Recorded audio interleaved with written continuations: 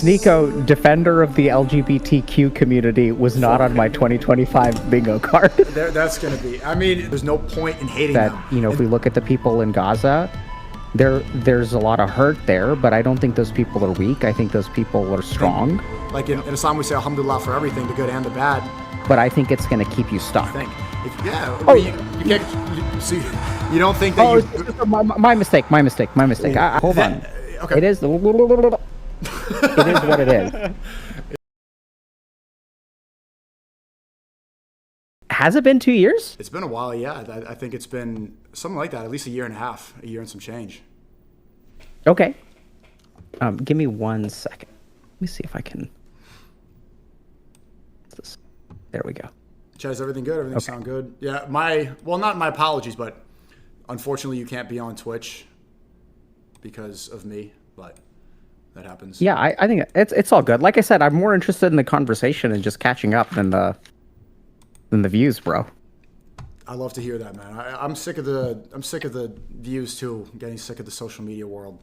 I'm gonna be here for a while, but it's just, you know, getting sick of it. What about you? What's new with you, Dr. K? Not much, man. I was on vacation for a little bit. Just got back. Lucky guy, man. Where'd you go? I went to Switzerland and France. Okay, all right. Super cool. Do you speak French? Je parle français un peu. No, I do not speak French. Rien français. You speak French? Oui, je parle français parce que mon père vient d'Haïti. I speak French because my dad's from Haiti. So. Oh, interesting. Cool. Yeah. Yeah, I didn't realize you were half Haitian. Yeah. What did you think I was? I don't know. Did you have a guess? Mm-mm. I mean, you're American? Yeah, I was born in New York City. I'm an American, no matter what. You know, some of the far right people are saying I should be deported and stuff, but I am an American. So I noticed we're both smiling a lot. I know. It's just I'm happy to talk to you again. It's been a long time. I know. I'm happy to talk to you too. Oh, hold on a second. Oh, I don't know who that is. I wonder if I should answer. I think I'm not going to answer. I got a phone call, but was that Muzahid? Yes. How you been? I'm good. I'm fantastic. I have been craving a vacation. It seems like was that refreshing? Was it good? I still haven't taken a vacation. Yeah. When was the last time you took a vacation? Well, so it's hard to tell. I mean, I've taken a lot of trips in the past several years, but strictly like I'm just gonna relax. Vacation, I can't remember. Yeah. So how long have you been making content? 2000. I mean, technically 2011, but I would say I started my personal YouTube channel 2013. So. Okay, so you've been making content for a long time, and have you not had a vacation in that amount of time? No, I mean, no. Since then, yeah. But I mean, like since I really started, I started streaming 3 years ago. I was making videos before that. Okay. And just so we're crystal clear, like, so I know that you're not a huge believer in psychiatry. I'm a psychiatrist. This is not therapy, right? We're on the same page there? I'm on the same page about it. I still don't believe in therapy, and I know that this is not licensed clinical practice. This is a stream where I'm speaking with a therapist. So legally, you're all good. I'm not going to sue you if I do hang Thank myself. you so much, man. Weight off my chest. Not going to sue you. So what do you want to, we're just catching up, right? Sounds good. I mean, you told me some things. Should I bring that up? You said something to me in this way. So you said you're going through a midlife crisis, and I told you so am I. You know, I'm 26. I'm getting up there. Yeah. Yeah. So I think I said I sort of went through one. I think I'm on the other side. But yeah, I think I mentioned a little bit before. But yeah, so do you want to tell me? Can you just catch me up a little bit? We can absolutely talk about that. I'd love to talk about it. Can you catch me up a little bit though? So we spoke a couple years ago. Has it been 2 years? I think so. I think it was either early 24 or late 23. Okay. And so can you just catch me up what you've been up to since then? It's been there's a lot. There's a lot to say. I fought a UFC champion, and I got like who? In the ring? Yep. Yeah, that was a big one. And then I think, it's funny. Last time I spoke to you, I think I spoke about the importance of fighting, and I did speak about stuff like that. So that happened. I think it was a couple months later. And Yeah.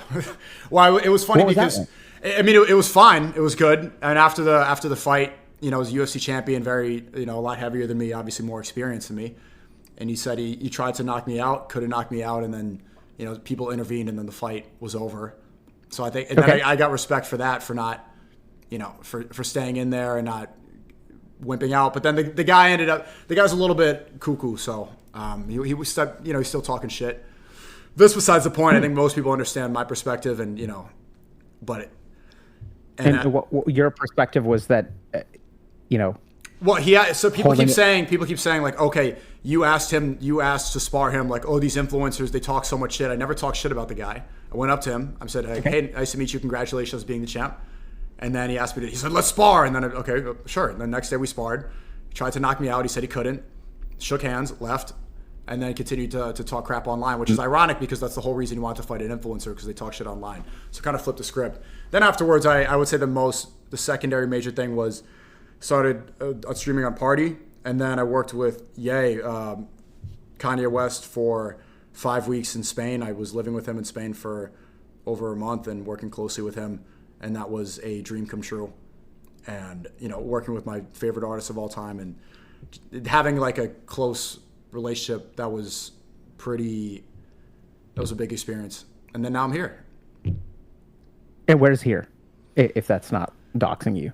Back in New York City. I moved back to New York at the end of last year. It's been almost a year back in New York. This is where I was born. And I moved to Miami for 2 years after. The last time I spoke to you, I was in Miami. I moved to Miami like at the end of 2022 when I thought when I was getting more famous and my safety was at risk and needed to get a gun, wanted to pay less taxes, get away from, you know, COVID New York, or post-COVID New York. And then I came back here. And I still go back to Miami, still got my place there, but back in New York, making my vlogs again, you know, doing what I originally started doing, these videos, yeah. What do you vlog about? Everything. Is it okay if I ask you these questions? Yeah, sure. Like, you can ask me questions. I want to figure out about your midlife crisis once I get you up to speed with my life. Yeah. We can absolutely talk about my midlife crisis. Yeah, what do you vlog about? My vlogs are, I think, centered mainly around New York City, interacting with people, things that I'm thinking about, current events, politics, funny things, talking to strangers, doing interviews. You know, sometimes they're motivational, sometimes they're focused on God, sometimes they're debate oriented, and a lot of it's really personal. So, and I would say heavily edited. Sometimes there's drawing. It's just, you know, it's an expression of everything that I think and like. Cool. That sounds great. And so I think last time we talked, you had mentioned that, I don't know if you have always been, you're talking, when you talk about God, you're Muslim? Yes.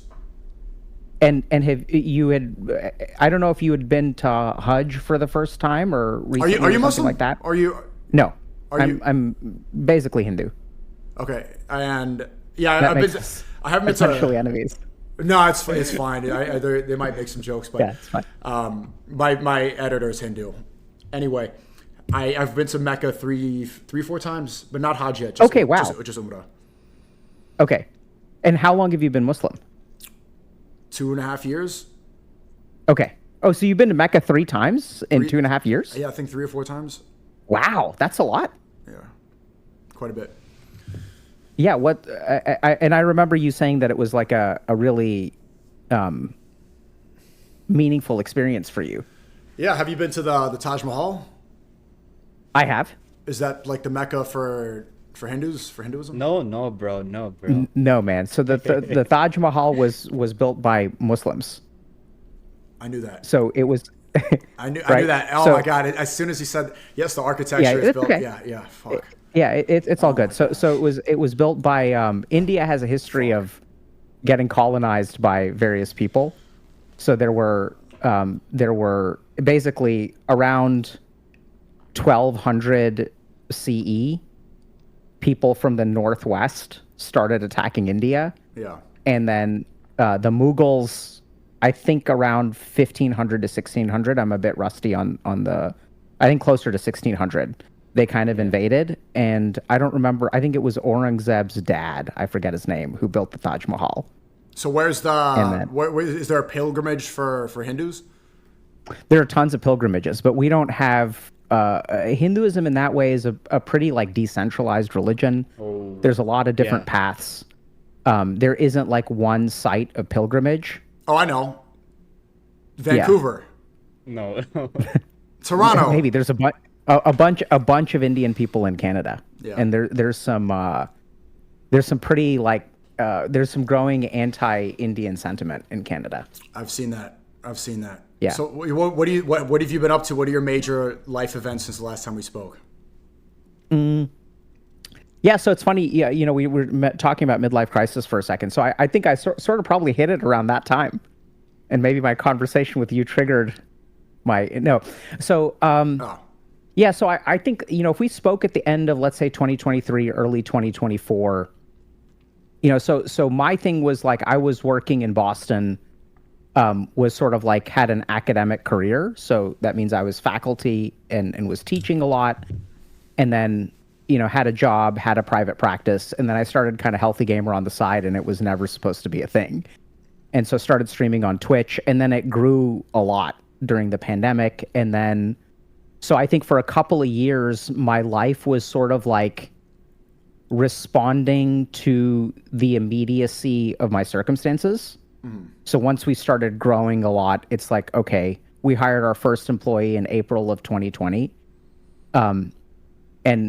And so then so we needed one person, then and we needed another person, and then we needed another person.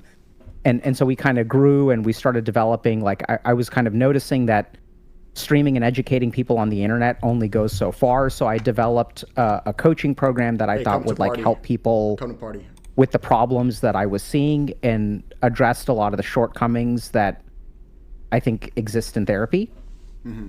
So built that. One second. Yeah. What the fuck? I'm working. Yeah. Bye, sir. Hey. Can you close the door? Thank you. They're usually pretty good about. I don't usually work at this hour, so they're I think it's fair game. So. And so then for a couple of years, it was just sort of like responding to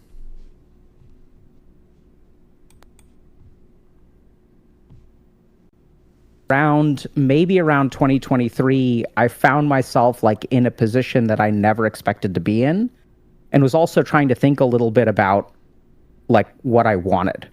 So suddenly like was, had the burden of running a company.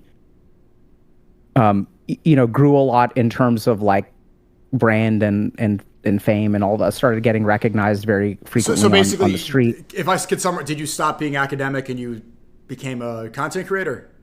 Yeah. So I left my academic position maybe in 2021. So was teaching as an adjunct for a little while, and then Healthy Gamer just basically picked up quite a bit, so became a full-time job. I still have a small clinical practice because I just don't want to let go of that. Yeah. I really enjoy doing clinical work. But then it was sort of like wrote a book that went well, but then I was like, hold on a second, this was not, I never intended to be here. So then started thinking a little bit about what am I doing? What do I want to accomplish? Thought a lot about financial stuff too, in terms of like walked away from a pretty lucrative career, and then was trying to think about what do I want to do there. What now? So I was just trying to think. You're thinking what now? Yeah, so I was kind of thinking like, what do I want the remainder of my life to be? Because I was actually quite unhappy with a lot of just the way that like things grow, right? So they like mutate and expand, and you have all these like opportunities and stuff. And it's not that I'm not grateful. I think it's amazing stuff. But I sort of found myself being pulled in a lot of different directions without having a whole lot of, on the one hand, I have a ton of autonomy, but on the other hand, it's like, okay, there's this opportunity, so then we're doing this, and then this opportunity, and then we're doing this. And so just like thinking through all that stuff, and it's like, hold on a second, what did we really show up here to do? What do I want to do? What's my dharma? That's the Sanskrit word for duty. So what's my dharma? And then I think for a long time, I was also spiritually coasting. So I did a lot of intense spiritual practice between the ages of about 21 to 28. And then when I started medical school, then for a period of about 10 years, basically devoted a lot of energy to understanding medicine and understanding psychology, understanding neuroscience. And in that time, so I haven't been to India in like over 10 years, but I used to go every year. Do you miss it? And so sort of.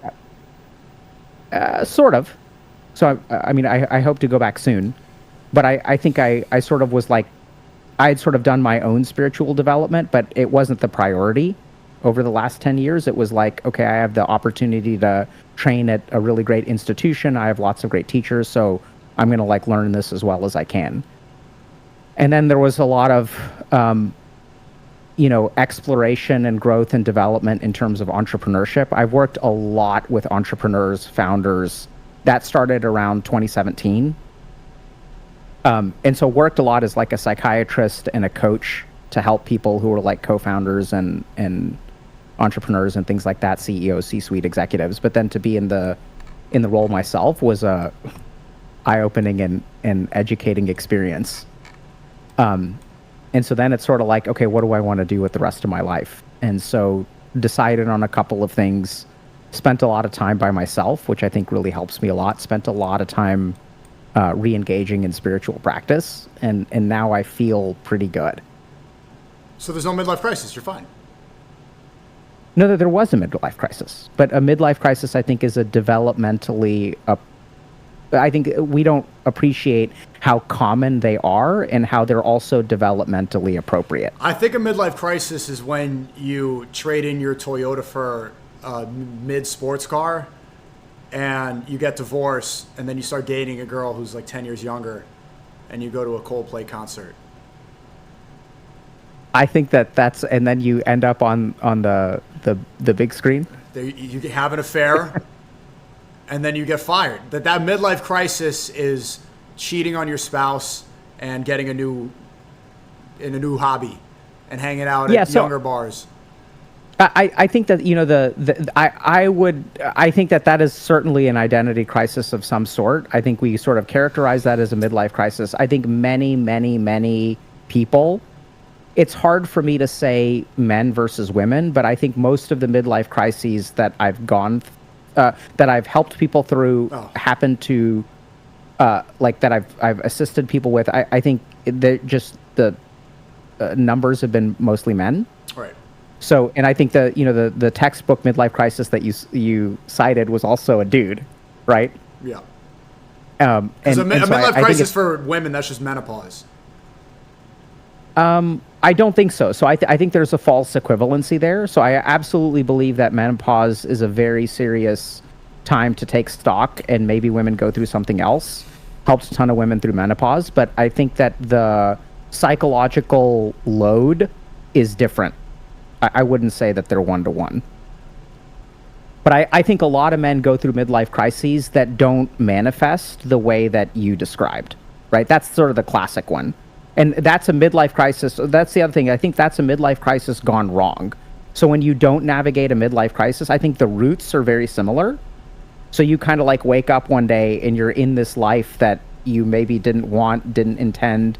You realize that you've made a lot of sacrifices. You realize that there's a lot of stuff that you maybe have, you sacrificed a lot of what you wanted for the sake of other things. And then you kind of wake up and you're like, hold on a second. My life is, time is passing me by. I'm missing out on stuff. And then, half of what you said, you started with divorce there, right? In your example? That's part of it. Yeah. That's part of it. So I think a lot of that can be just a reaction to the divorce. And that can have completely different roots. Well, right? It's not, it's not necessary, but I'm just, I'm kind of joking around about some of the components. Yeah. But I totally get that you're joking about it, but I think there's also a lot of truth to it, right? I mean, that does happen, and it's a trope that people are really familiar with. Mm-hmm. Yeah. Is that sufficiently? I'm 42. Yeah, so that's around the age. So then what's and how does that make you feel? How does what make me feel? Being 42. Fine. Oh, so see, where's the crisis? You're good. Yeah, I'm good now.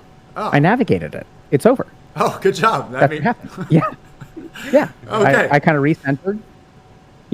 Like I'll give you like an example, right? So this is going to sound kind of funny, and maybe we'll get a lot of flack for this and things like that. But so, when we started Healthy Gamer, it was really to help people. And so one of the things that kind of shocked me was we never designed it to be profit driven. So I'm doing this company stuff for 5 years. It's not designed to be profit driven. We really try to price things to be really accessible. There are people struggling in the Philippines and India, so we really try to price things to be very reasonable. And then after 5 years of doing it, I was like, this is arguably a successful company that I'm running, and I'm not fabulously wealthy. And then I was like, oh, yeah, that's because we never designed it to make a bunch of money. And so that was one thing that was just one example of something that I had to navigate, because I had certain expectations of once you start a company and it becomes arguably quite successful, you're supposed to be rich. But then I remembered, oh, yeah, we never started it to make money, which is why we price things, which is why I'm not rich, which is totally fine. It sounds like it bothers you a little bit. Huh? It sounds like it bothers you a little. It absolutely it bothered me a lot for a little while, and then I thought about, okay, what do I really want to do? Do I want to make money, or do I want to help people? What's at the top of the priority list? Why not both? And what's at the top of the priority list? It's a priority. Yeah, sure. Right? So you can do both, and I do okay. I'm totally fine, and I have a responsibility to my children and things like that, so I make sufficient money there. But it's what's at the top? So that was sort of the thing, is I was doing both, sort of, right? So I would make one decision that was really thinking about money, and then I would make another decision that was about helping people. And then as you keep on making those kinds of decisions in two different ways, it can create a lot of different confusion. There were also other things other stupid lessons that I didn't realize, which make perfect sense in retrospect. One is that if you do something for free, the more people you do it for, the more expensive it gets. Which is such common sense now, well, but you can think about it this way: you can help more people if you make money from it. It doesn't need to be a pyramid. They can coexist. You're able to help more people, right, if you're more if your time is more available and you have more freedom. Yeah, so that's a line of logical thinking that a lot of people will use. I think the problem with that, it is absolutely true, and it can be used to justify all kinds of stuff. So every time that an investor approaches us, which happens quite often, every time they're like, well, if we give you this pile of money, imagine how many more people you could help. That's what's usually out the gate, the first thing that they'll say. But not you. Not me what? You don't think that way? No, I mean, I think that what you said is true. I think it's just there's more context to it. I don't think it's as simple as that. I think it's absolutely true that if I had more resources, if I had $20 to $50 million, I have a very clear idea of what I would do. But I don't have that, so I won't do that. And you're absolutely correct that if you have more resources, you can help more people. Right. I think that's absolutely true. So what do you think was the biggest thing that got you out of the crisis?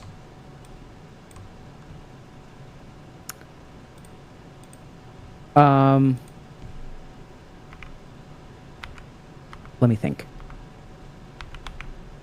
The biggest thing. You said centralizing.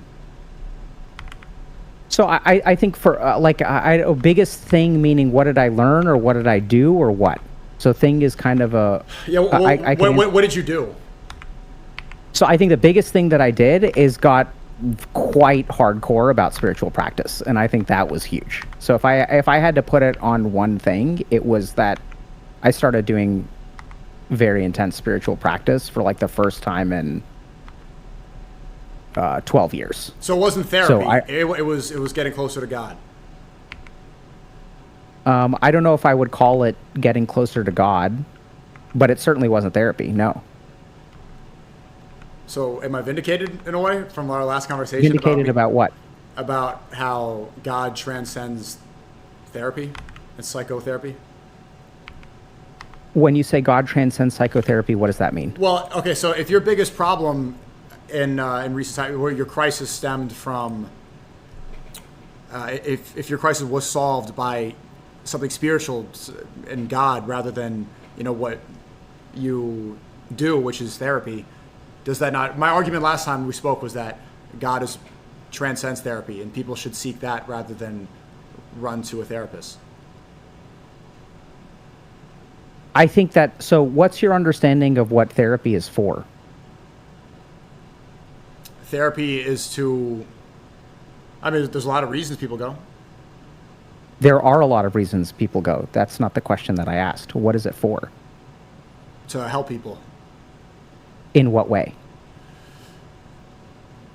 Talking about stuff. Okay. So let me answer your question. Are you vindicated? I guess. I don't know. But I think this is a really wonderful question. And this is why I love talking. So, SNEAKO, I mentioned this last time. I think people grossly underestimate how deep of a thinker you are. And I think, last time you were like trying to cause shit with me and stuff. I don't know if you remember. I sort of love that. And if you want to go back down I knew that would be good content. Like I put on my wife beater. I thought it was great. I leaned into the toxically masculine thing to try to. Yeah, no, it's good. Absolutely. There was a certain, I felt like I was playing a game of mental tennis, and I was like hitting balls across the net, and you were hitting them back. And I think that's why we were smiling a lot, and why it's fun to talk. So I think that it's really important to remember that psychotherapy, I mean, it started out a particular way, but the way that it's really evolved is to help with pathology, right? So psychotherapy is, I mean, this is debatable, but I'm going to sort of simplify my answer for a moment. So if we look at medicine, the practice of medicine is to heal, right? So pathology means something that is ill. So the most common form of psychotherapy in today's world is to treat an illness. So I think a spiritual crisis and a medical illness are two different things. So if someone has a diagnosis of schizophrenia or bipolar disorder or an addiction, there is absolutely an evidence-based psychotherapeutic approach that can help those people. Now, I think one thing that we understand very well, I would argue that 95% of psychotherapists or more would agree with what I'm about to say, that psychotherapy, there's a spiritual dimension that helps people, and that psychotherapy, depending on the therapist, will lean into that dimension or not lean into that dimension. But I think very few psychotherapists believe that they're a substitute for a spiritual thing, right? So we sort of understand that a lot. And so doing a lot of addiction psychiatry, I would frequently refer my patients to Alcoholics Anonymous, which is also like a spiritual sort of inspired program to help with alcohol addiction. And I think the two complement each other. I think this sort of idea that like one is better than the other, I mean, maybe we can talk more about that. Maybe one is better than the other. But I think that the key thing about the problem with spiritual practice to solve problems is that it's quite unreliable. Okay. So if 1,000 people start going to, let's say, church, let's just assume Christianity for a moment, or even going to meditation or start going to Muzehid or mosque or whatever, right? So if 1,000 people are in a particular state in their life and they start engaging in spiritual practice, in 12 weeks, what percentage of them will be better by how much? And that's a question that I've never heard a good answer to. I don't think you can answer that statistically because spiritual practice relies so much on yourself. There's too many personal factors. How seriously are you taking it? Are you really opening your heart? Are you really... Right. You can't measure. Belief is almost impossible to measure. I'm not sure if that's true, but so that therein I think lies the fundamental weakness of spiritual practice or religious practice, right? So the advantage of medicine is that it is more impervious to individual factors. So if I take 100 people who are addicted to alcohol and I send them to church and I send them to a therapist, the whole point of psychotherapy as an evidence-based practice is that it reliably gets a certain kind of result. That's how it's designed. That's how it gets improved. Right. Now, can psychotherapy go as far as spiritual practice can? My guess is probably not, but I think the whole advantage of evidence-based medicine is that it's reliable. It's reliably effective. Okay. Well, if we peel back a layer, you said psychotherapy or therapy solves illness, correct? That's what it tries to do. Yeah. My issue, That's what it's for. That's Right. what it's for. My main issue with it is that when everybody thinks they're ill, then everybody requires psychotherapy, and I think nowadays more people think that they're ill than ever because it's so profitable. It's such a profitable industry. I've talked to someone recently who went to therapy, and their problems were just so minuscule, and they're ranting to me on the phone and explaining it like I compare myself to other people on Instagram and TikTok, and it's like, you know, some of it, like, it went into like suicidal ideation. I'm like, it's just like, and then during the conversation, the parents came in the room and started talking to who was there on the phone. It's like, you were really gonna kill yourself, and your parents are still around. Like, what's wrong with you? And to put it further into perspective, I talked to somebody, 2 kids in Gaza recently, like maybe a week, 2 weeks ago, 16, 14 years old, and seeing the mental strength they had, going through, you know, no school, been at war for 2 years, constantly evacuating their homes, and they're still this mentally strong and not losing their minds. It's like, I think that more people should not give into, and they say this term, validate their feelings so much, you know. And I started like pushing back on this person on the phone. They're like, oh, you're invalidating my feelings. I'm like, why are you validating suicidal ideation? Well, you shouldn't validate these thoughts. You should try to be a little more mentally tough. So if everybody thinks they're depressed, thinks they're anxious, have ADHD, thinks they have some sort of mental deficiency, then they're all capable of looking for the cure. And maybe people aren't even sick to begin with. Maybe there's too many ill people, and maybe it's not because of they caught something. Maybe it's because they believe it. Well, yeah. I mean, I okay, this is gonna be great. Are you want to talk about this? Or you want to talk about your crisis? Talk about anything. I'll talk about anything. Okay, let's talk about this for a little bit. This is great. I love this. Okay.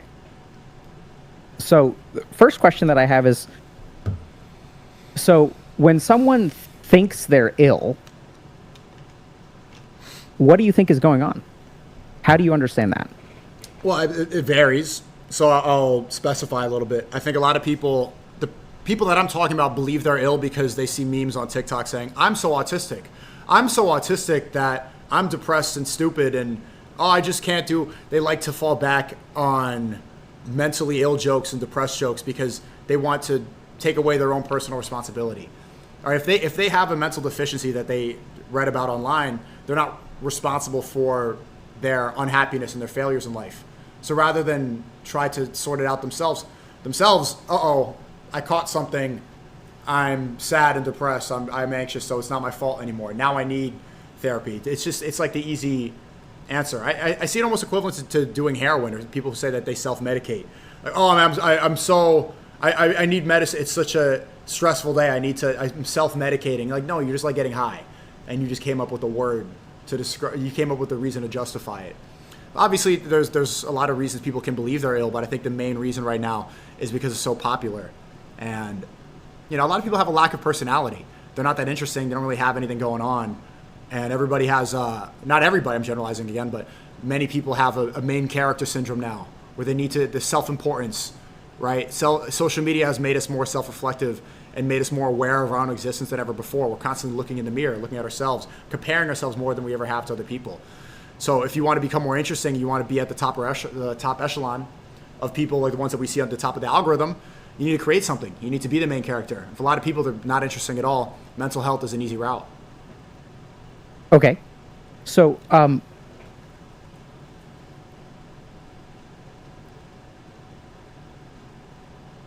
so it sounds like when you're talking about, so what's your impression of what percentage of people like have a diagnosis?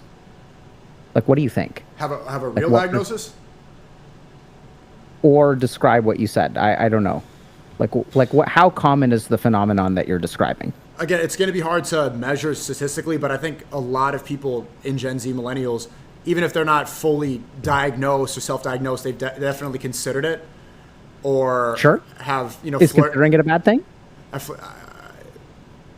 Considering it, that's a route to a bad thing, and yeah, I do think considering it. I think considering it as real can be It can be bad.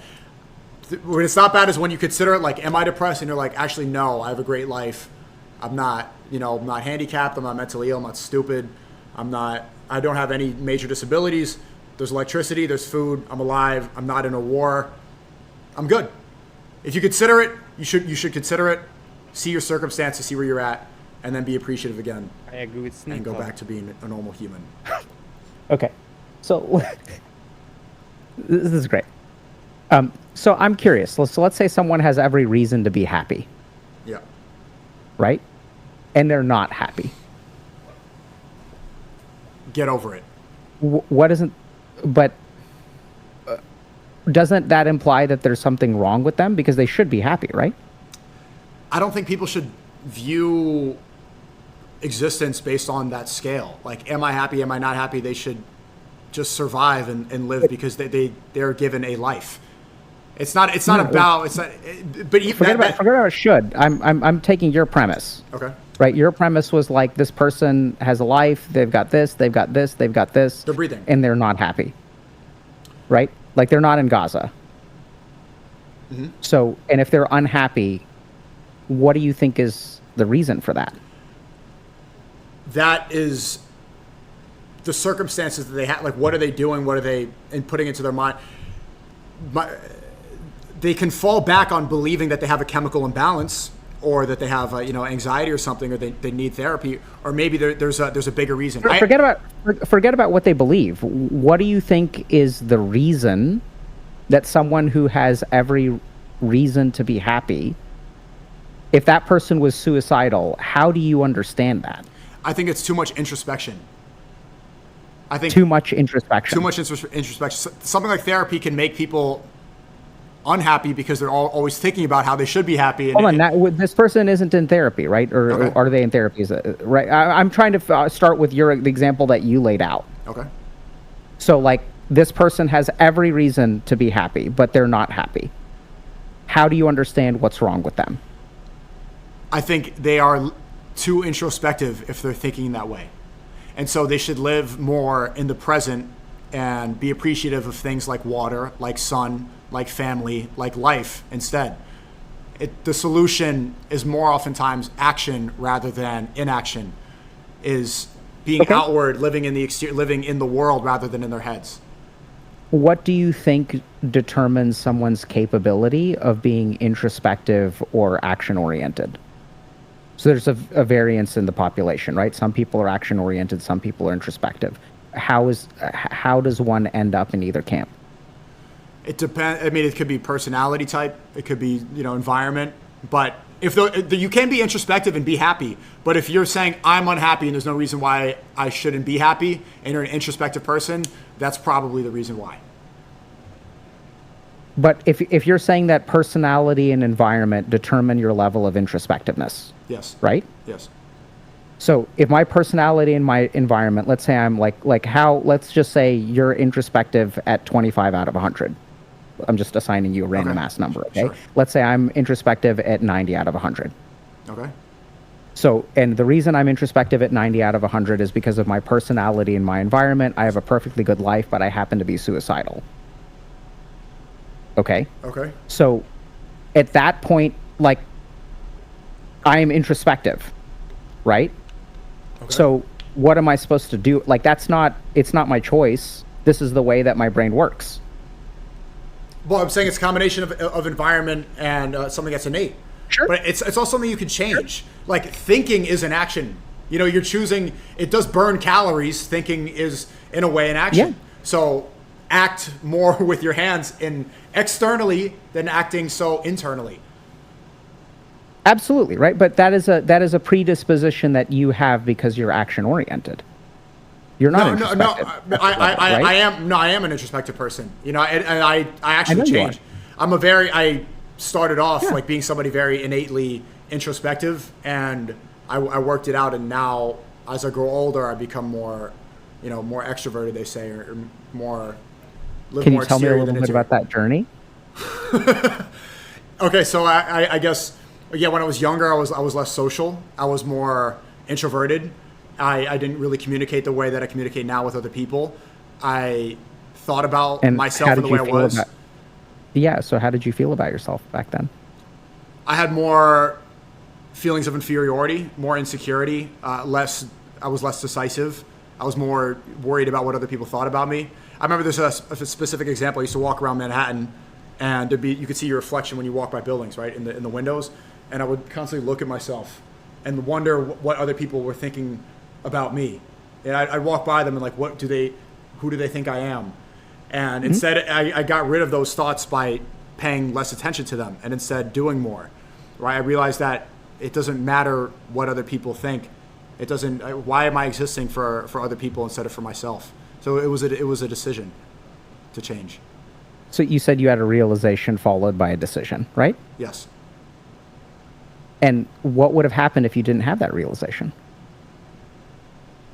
I would have been in a worse spot. I would not have enjoyed my life as much as I do now. Right. So you acted, but the realization came first. And it sounds like the realization preceded introspection, or did it not precede introspection? No, the realization it came afterwards. So I understand you're going like, okay, people who don't have that realization, therapy can help lead them to that realization. That's absolutely a slice of what I'm going to say, but I have a lot to say about what you've said so far. I'm happy to lay out my thoughts about what you've said, but I would love to. You can do that for a second. Okay. So I think you're correct about a ton of stuff. I think that you're just missing a couple of things, in my opinion. Yes. So the first is that when I think about a clinical depression, I think about someone who has every reason to be happy and isn't. That is what shows me that something is broken in their head. Yeah. Right? So if you're depressed because you're 28 years old, you are physically unhealthy, you have no social life, you watch pornography and play video games all day, I don't think there's anything mentally wrong with you from a mental illness standpoint. I don't think that's pathological. I think that's congruent with your life. Fair. If your life is shit, you're going to feel bad. Right. That's normal. Okay. That's not illness. Yeah. What I think is illness is if you're 46 years old, you make $600,000 or $800,000 a year, you're married, you have 2 kids, you have a wife who's loving, faithful, you are tall, you're handsome, you're successful, and you want to kill yourself every single day. Do you see there's a major thing you left out of that equation of that life? Sure. It's spiritual purpose. It's a greater purpose. Like you're not living you're not in your career to get validation from your boss or to get a raise. Your purpose isn't specifically to have a good home and to be a successful guy with a mowed lawn. Your purpose is greater than that. It's serving God. And I think that person, if they have those circumstances like you just laid out, and you did leave out a greater spiritual purpose, it's because that they can't find, they don't know what it is, and spirituality solves that. Yeah, true, bro. True. Unreliably, right? So this person goes to church and has a relationship with God, right? So people in church will. I haven't met that guy. Have depression. I don't know this person. I know that example you're bringing up, obviously this is anecdotal evidence, but I've never seen that happen. You know, the people that end up, like if you bring up, you know, perfect example would be like Anthony Bourdain or Robin Williams. Some people say Robin Williams had Alzheimer's, he had some condition, but let's say he didn't. Or Anthony Bourdain, perfect example. You watch the first episode of his TV show, and he goes to, I think, Oscar Wilde's hotel room in Paris, where Oscar Wilde killed himself.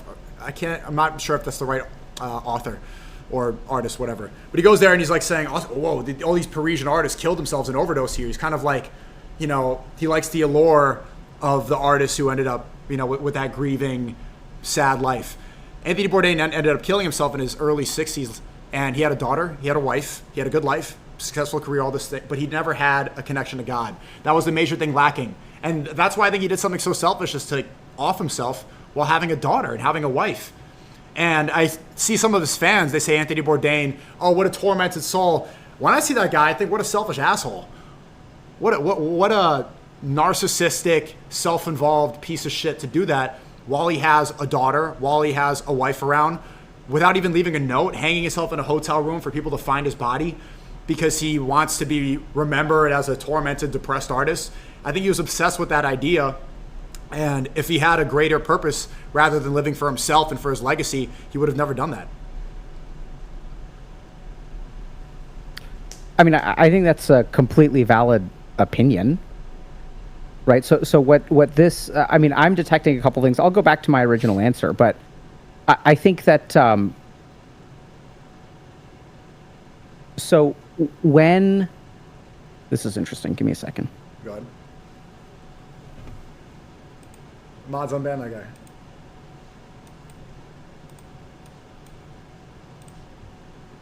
How's it going so far, chat? What else should I say?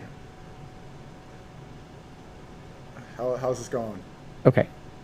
So let's go back to what, well, I'm going to try to address your, like, kind of earlier, a lot of what you said. So I think that generally speaking, you know, when someone has a shitty life and they come in and they say they're depressed, I think that there's ample evidence that shows that if you have a shitty life, your mood is likely to be crap. Okay? And that oftentimes, this is, I mean, the whole reason that I started streaming on Twitch and the whole reason I started a coaching program is because I had so many patients come into my office where I thought that talking to me about your feelings for an hour is not going to be nearly as effective at improving your life as finding a romantic relationship, getting a job or a career that you can be proud of, actually getting your ass to the gym. That's the purpose. Like doing things like you talk about wanting to write a science fiction fantasy novel that's dystopian. Let's fucking write it. Right? So the whole reason that I started this is because I think that there's ample evidence, and I think most psychiatrists and psychotherapists understand this, that you know, if we look at the mental health crisis that we're seeing today in the world, a lot of it is an economic crisis. Like a lot of it is a crisis of loneliness at its root. Mm-hmm. That a lot of the structures that supported people's socialization are like disintegrating around us. So when a human being does not get the right kind of inputs, they can manifest something like a mental illness. Now let's talk about a couple of other things. So you mentioned that people have main character syndrome. I think there's also an overwhelming amount of evidence. No, well, maybe not overwhelming. That's just how strongly I feel about it.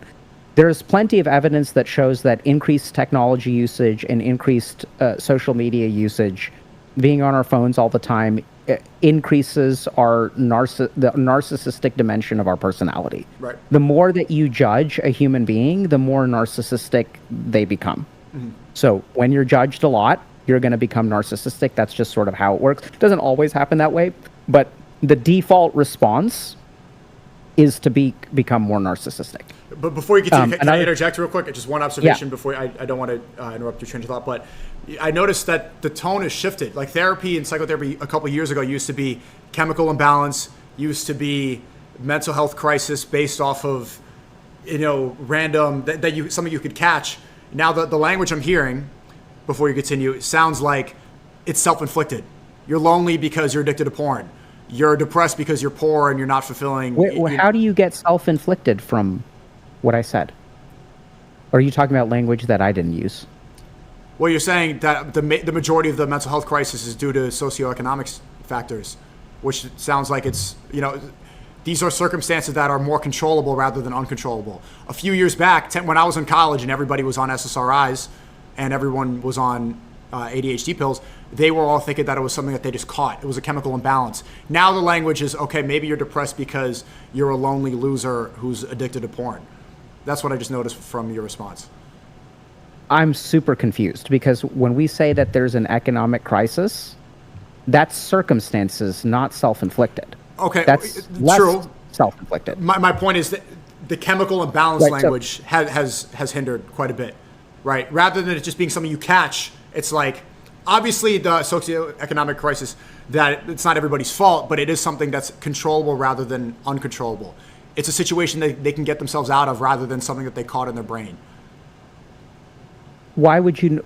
There's also, I think there's a weird, there's all kinds of like associations that you form that I don't, if something is a chemical imbalance, what makes you think that it's not modifiable by you? But my point is the language 10 years ago, when this was blowing up and everybody was that it was just something wrong, that it wasn't at all circumstantial, but just something that happened to people, like catching COVID. That's Okay. the point. That's my point. So I think there's a couple of reasons for that. Okay. The first is I think things have changed. And so the cool thing about medicine, science, and psychotherapy is that we tend to do a pretty good job of evolving with the times and studying what happens. So I think that, like, if we look at the last 10 years, the world is very different. And the reasons that people are suffering mentally, I think, are there's a couple of fundamental big changes which have happened, which means that the etiology, which means the cause of the illness is changing. Right? So the factors that the world that people are growing up in is shaping them in a way that it didn't shape them 10 years ago, 20 years ago, 25 years ago. Okay. Does that make sense? So I think you're right that the language is changing. There's a couple of other things. So there's a great paper that came out, I think, in molecular psychiatry that basically made the claim, which I think has a lot of merit. I'm not saying that they're right, that the serotonin deficiency hypothesis of depression is not supported by evidence. Okay. Did you believe that back then? Were you repeating that? No. Oh, okay. You're one of the good I've never. ones. I don't know. I wouldn't call myself a good one. I could be wrong. No, but right? I want more psychotherapists who push that serotonin depletion because of a chemical imbalance. I want them to take more responsibility for that, because I've been pushing back against that for 10 years, and people said that I was, not sympathetic. They said I was demonizing depressed people. They said that that I should believe victims. Yeah. Right? I faced a lot of a backlash for that, and it seems like I've been vindicated. That it's not, serotonin depletion is more often due to circumstances that are controllable rather than uncontrollable. So it sounds like what was it like when people basically attacked you for doubting what people were saying about a serotonin imbalance? Oh, they said you're like, oh, my friend killed himself and you are insensitive, you piece of shit. They would get really upset. And I'm like, I'm right and you're mad. And that's just one of those factors, one of those situations where I said something before it was deemed socially acceptable. And as soon as it becomes socially acceptable, people don't admit that they were wrong, right? And they move on quickly without, properly addressing their mistakes. And those are very dangerous mistakes. I think people who push that chemical imbalance lie and made all of my peers, everybody in my dorm, I would say at least 80% were taking SSRIs because they thought that they just caught depression. And we move on. We act like that didn't happen, but this was very, very normal. I mean, I went to a whole high school. I went to a boarding school in New Hampshire where all the parents were sending them there because they thought that their kids were just depressed for no reason. And there was a mental health problem that they didn't know how to fix. Without therapy, without medication, without all these practices. What was that like for you to believe something and get tell you oh, you're such an asshole, basically, right? You're a dick for believing this, and everyone's fucking drinking the Kool-Aid and you're like, I don't want to drink the Kool-Aid. Did anyone ever call you depressed? Not really, no. Okay. No. And so what's it like to be vindicated, which seems so important to you? I'm catching that you caught on to the frustration, which I think, I know you caught that. That's a repeated theme since I last spoke to you, is I am vindicated about a lot of things that I was demonized for saying too early for the public to understand. And it's frustrating and that's something I'm working on. It has increased some bitterness where I'm like, these fucking, I saw this movie Eddington, right? It's a movie by Ari Aster, and it's about 2020 COVID. And it's about the George Floyd riots at the height of COVID paranoia and everything. And I remember at that time, I did not get the COVID vaccine. I was speaking out against it. I was calling the George Floyd looting and all the riots. I was saying that this is stupid. They said that you are against the Black Lives Matter movement. You're propagating racism, and you should not be able to see your grandmother because you're going to get everybody sick and you're a super spreader. People moved on. Now they watch the movie and laugh. And I sat in that movie theater. I'm watching. It was in New York City. I'm watching everyone laugh at this. And I'm like, you didn't let me go into a restaurant without, I had to show my fake vaccine card everywhere. I traveled with this, right? I was deep. You said that I'm a bad person for not posting a black square on Instagram, but then everyone laughs now and they're acting like they didn't, push that craziness, that propaganda. Everybody, I remember back then, all these people in college that were taking SSRIs because they had a chemical imbalance because that's what they read online. Now that they moved on, they don't tell, they don't say like, oh, actually, you know what? I'm sorry for demonizing you. And ironically, when you push somebody away and you call them crazy, that's one of the quickest routes to make them mentally ill and to give them mental health problems. When you isolate somebody, call them crazy, and say that they're a bad person when they're really trying to be helpful. Call you crazy? Oh, for years. They still do. But I mean, the more time passes, the more I'm being vindicated. But they say I'm crazy less now. What's it like to be vindicated? Annoying. Annoying. Tell me about it, right? Yeah. Oh man, that's such a good word. Yeah. Definitely introspective. That's a good word. You know, annoying because, yeah, I totally get you. What's annoying about it? You want me to answer, or you want to answer? I want you to answer. I want you to answer. I think I kind of did answer already. No. What's annoying about it? Well, what I just said, it's annoying that people move on like they didn't push the propaganda that they fell for, right? They don't admit their wrongdoing. And it's annoying because it seems like it's so repeatable. If they don't say like, man, I was so stupid for believing that I couldn't sit next to somebody without a mask on, but then I lowered it and then ate the food while they were eating, who were both breathing all over our plates on the plane, and then put it back on. And like all the dirty stares I got because I wasn't wearing a mask. The fact that they don't self-reflect and the fact that there's any introspection on that aspect, it seems like this is going to happen again, and it will. And more people will fall for these very easily debunked lies. Okay. So I think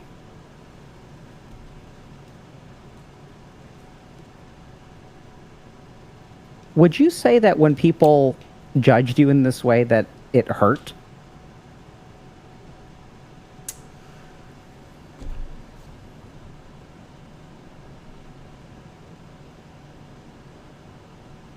No, I don't think it hurt because I knew I was right. And I think it made me mentally stronger.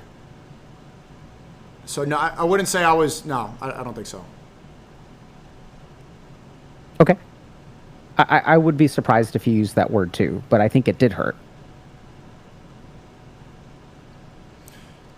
Right? I think it hurts. Just because you're mentally strong doesn't, I mean, so you mentioned mental strength, and usually you need strength when you're hurt. When you go to the gym, you break down your muscles and then they repair. So I would probably admit that it hurt if I fell victim to it, but I didn't. You know, I was able to rise out of the ashes like a phoenix. Right, but then you're in the ashes, like you got burned, bro. You see what I'm saying? Like, no, I think there's an association here. I think that there's the word bothers you a lot, but I think that's what happened. Does that sort of make sense? Like, I'm not saying I'm right. I understand. Like, okay, well, the analogy is like when you go to the gym and you have a great workout, you don't like, fuck, that hurt. You're like, woo! It's like in a masochistic way, the pain is good because you know that it's going to make you better. You understand? Like, what if you do a really big set on the bench, you're not like, oh my god, fight! It's pain. You're not like it's painful. It's a good pain. So it's sure. different. It's different than hurt. Yeah, I'm with you, right? So I would say that it hurt, right? And then it's just a good hurt. Not all hurt is bad, and not all hurt happens to weak people, and a lot of strength comes from hurt. Like, I think that, you know, if we look at the people in Gaza, there's a lot of hurt there, but I don't think those people are weak. I think those people are strong. Yeah. And I think that hurt is a great way to grow. And I think that there's a lot of associations with hurt and weakness, that if you're strong, you don't get hurt. There's this idea that invulnerability and strength are correlated. I don't think they are. I think strength, like, you know, it's sort of like courage or fearlessness. Like, I think I respect courage way more than fearlessness. Fearlessness, I think, is ignorance. Courage is overcoming your fear. But if you ask a courageous person, are you scared? I think it's kind of like that. So I think that it's very clear to me that this was painful to you. Yeah, I as you say this, I understand your point, but I'm realizing my thought process is that I don't like to think with any victim. If I can remove any victim words from my vocabulary and my thought process, I I end up better. So rather than say like this was painful, that signals to the world and signals to people that, you know, like that you need shelter or that you need comfort. And I'd rather that all come internally. So I try to limit as much of that language as possible because it helps with the recovery process in a better way. So it's selective thinking, and that's actually a good example of self-accountability and responsibility, right? If I use words like hurt more, then I'm gonna think in a weaker state rather than overcome it immediately. So I recommend people think that way as well. The less strength you give away, and the less weakness you signal to the world, the less that people are going to take advantage of it. So, I really respect that response. So I think, like I said, and this is the second time I'm going to say this, I think you're a really strong thinker. So I think very few people can do what you just did. So I think most people stick to their guns. They don't modify what they're saying at all. And here's what I think is going to be even more dangerous. And I think we should have this conversation, but I still want to get back to the other thing. Maybe that one is left forever. But I think that your way of thinking is really good to move you from one place to another place. But I think it's going to keep you stuck.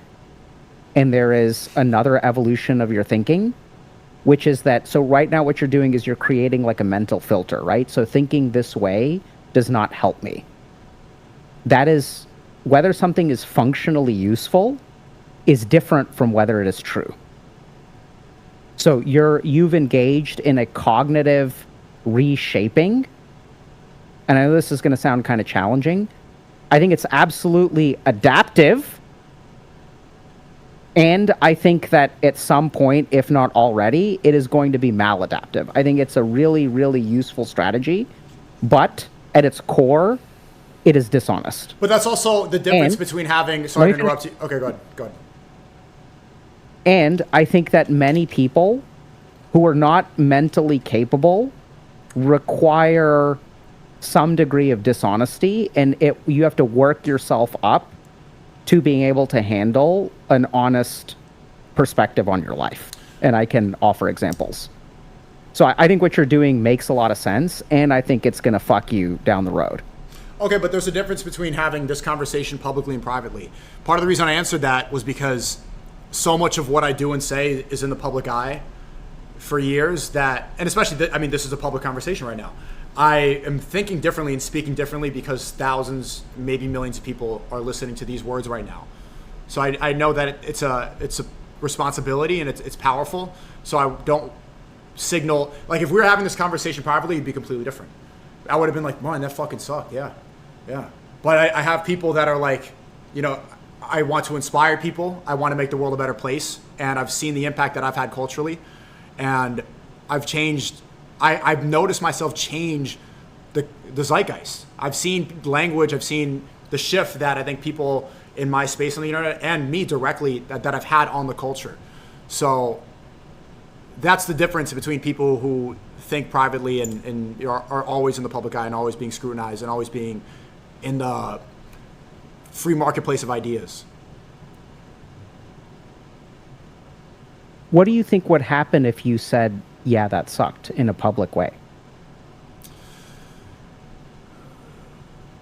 That gives more weakness, and it signals to more people that they can be vulnerable. And yes, that's true that it's good to be vulnerable, but oftentimes for men, it's better to not be vulnerable publicly. So if I want to help out people and I want to make the world a better place, I would like to limit the amount of vulnerability that people give away randomly. Right. I trust you. I've had conversation with you, and I trust that you're an open person. If I were speaking to you privately, I'd be more vulnerable with that. But I don't. There's so I have enemies. I have people that want to destroy everything I do. So the less amount of vulnerability that I could signal to the world, the better. That makes me sad to hear, man. Like you sound like that sounds like you're carrying a lot. And I don't mean that. I appreciate the nobility of it. like, I'm not asking for things to be different. I think on balance, it's a good thing, what you're carrying around. I can see how it helps people. And I can see how you're okay carrying it because it does help people, that you take this responsibility incredibly seriously. And it makes me sad to hear that that still costs you, right? So, like, just because carrying it is worth it and is the right thing to do and maybe aligned with your spiritual goals in life or whatever, doesn't change the fact that it still is hard to carry sometimes.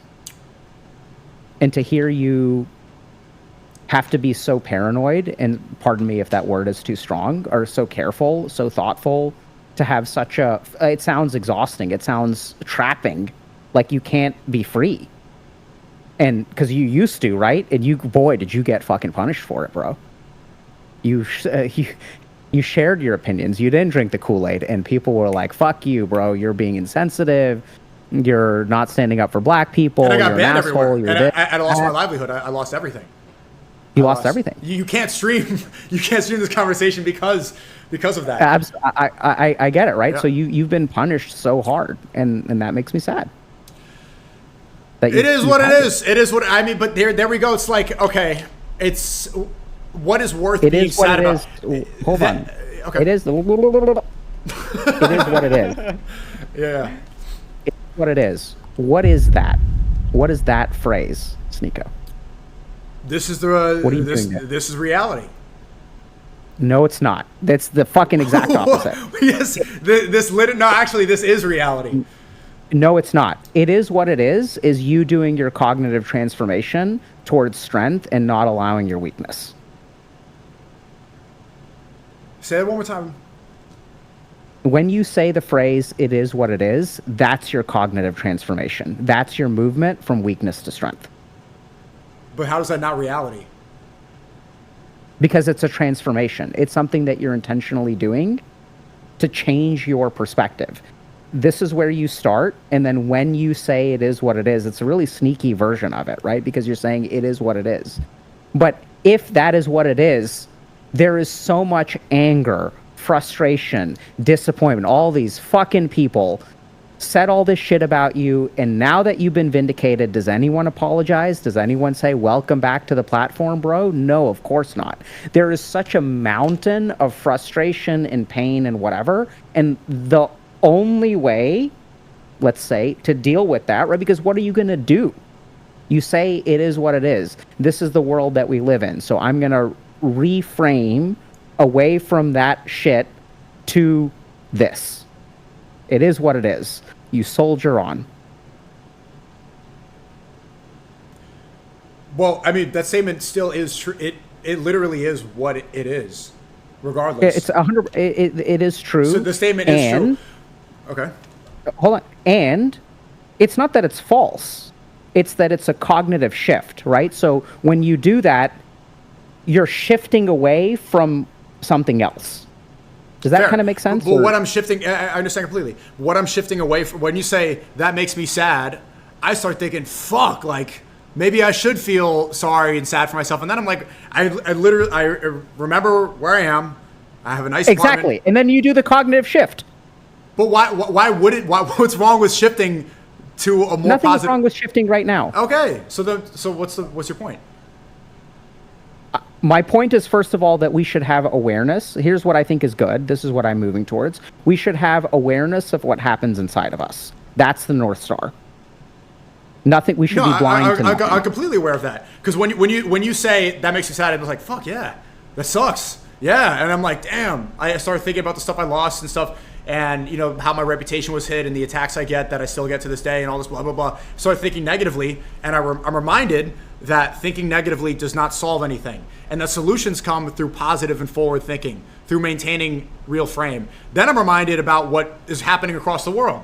Like, feeling sorry for myself while children are starving in Gaza as we speak, that I know, it's selfish thinking to be thinking, so, woe is me, and returning to this frame when it's like people have way worse circumstances right now that, you know, if they're able to soldier on, then I should too. And the world keeps spinning. The girls keep being girl. Everyone moves. Everyone is still living, and we're all older than we were a second ago. So it is what it is. Let's keep on going. What's next? That's the only solution. There is no solution to be found through that negative introspection.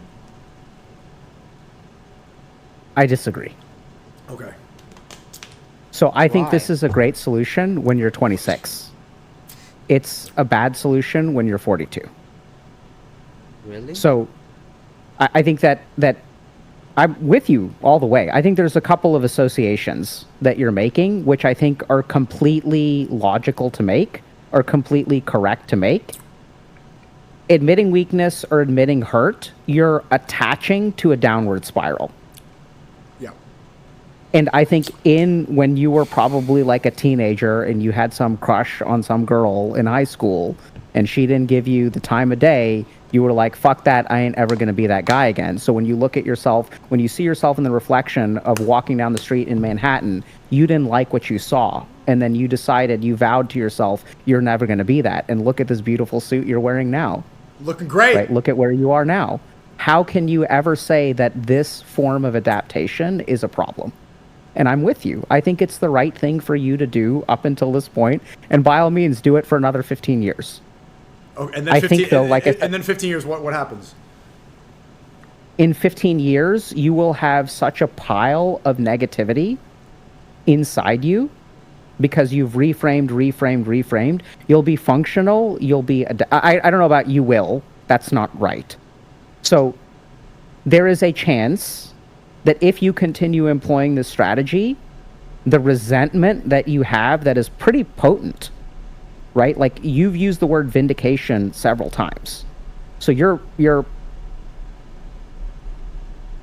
let me think.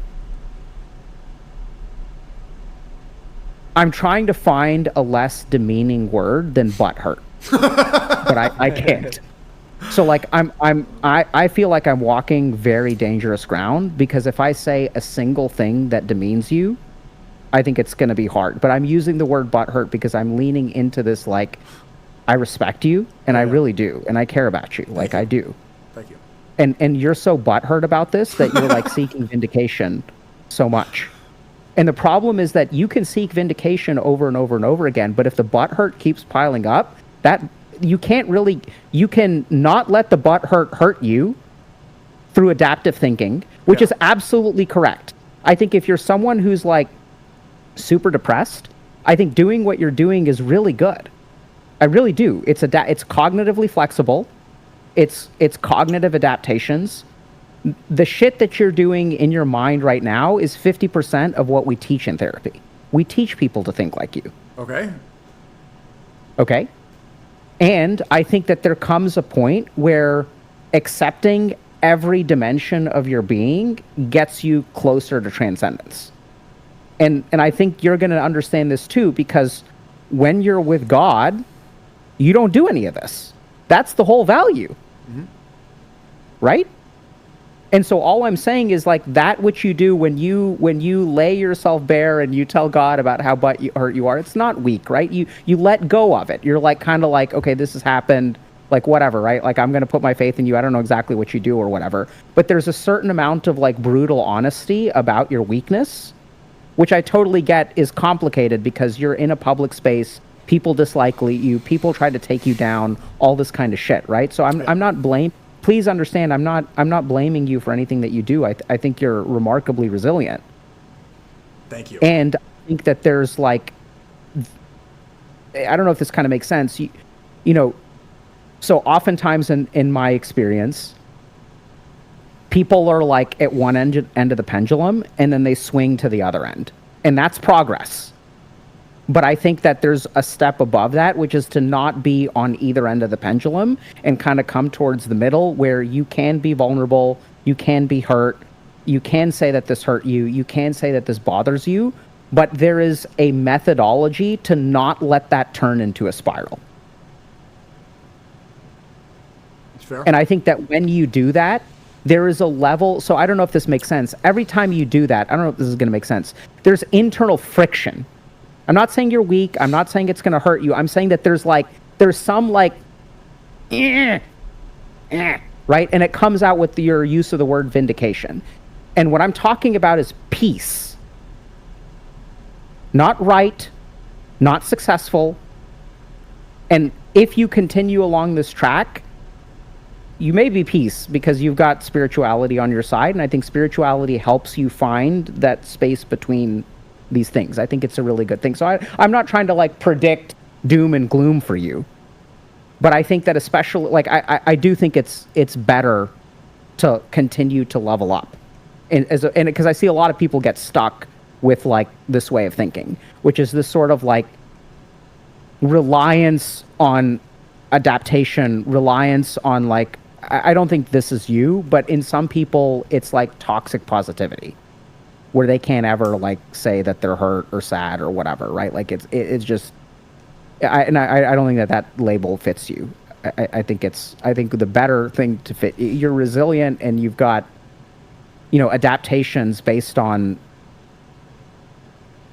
I'm trying to find a better word than trauma, but like you've had negative experiences that you've adapted to.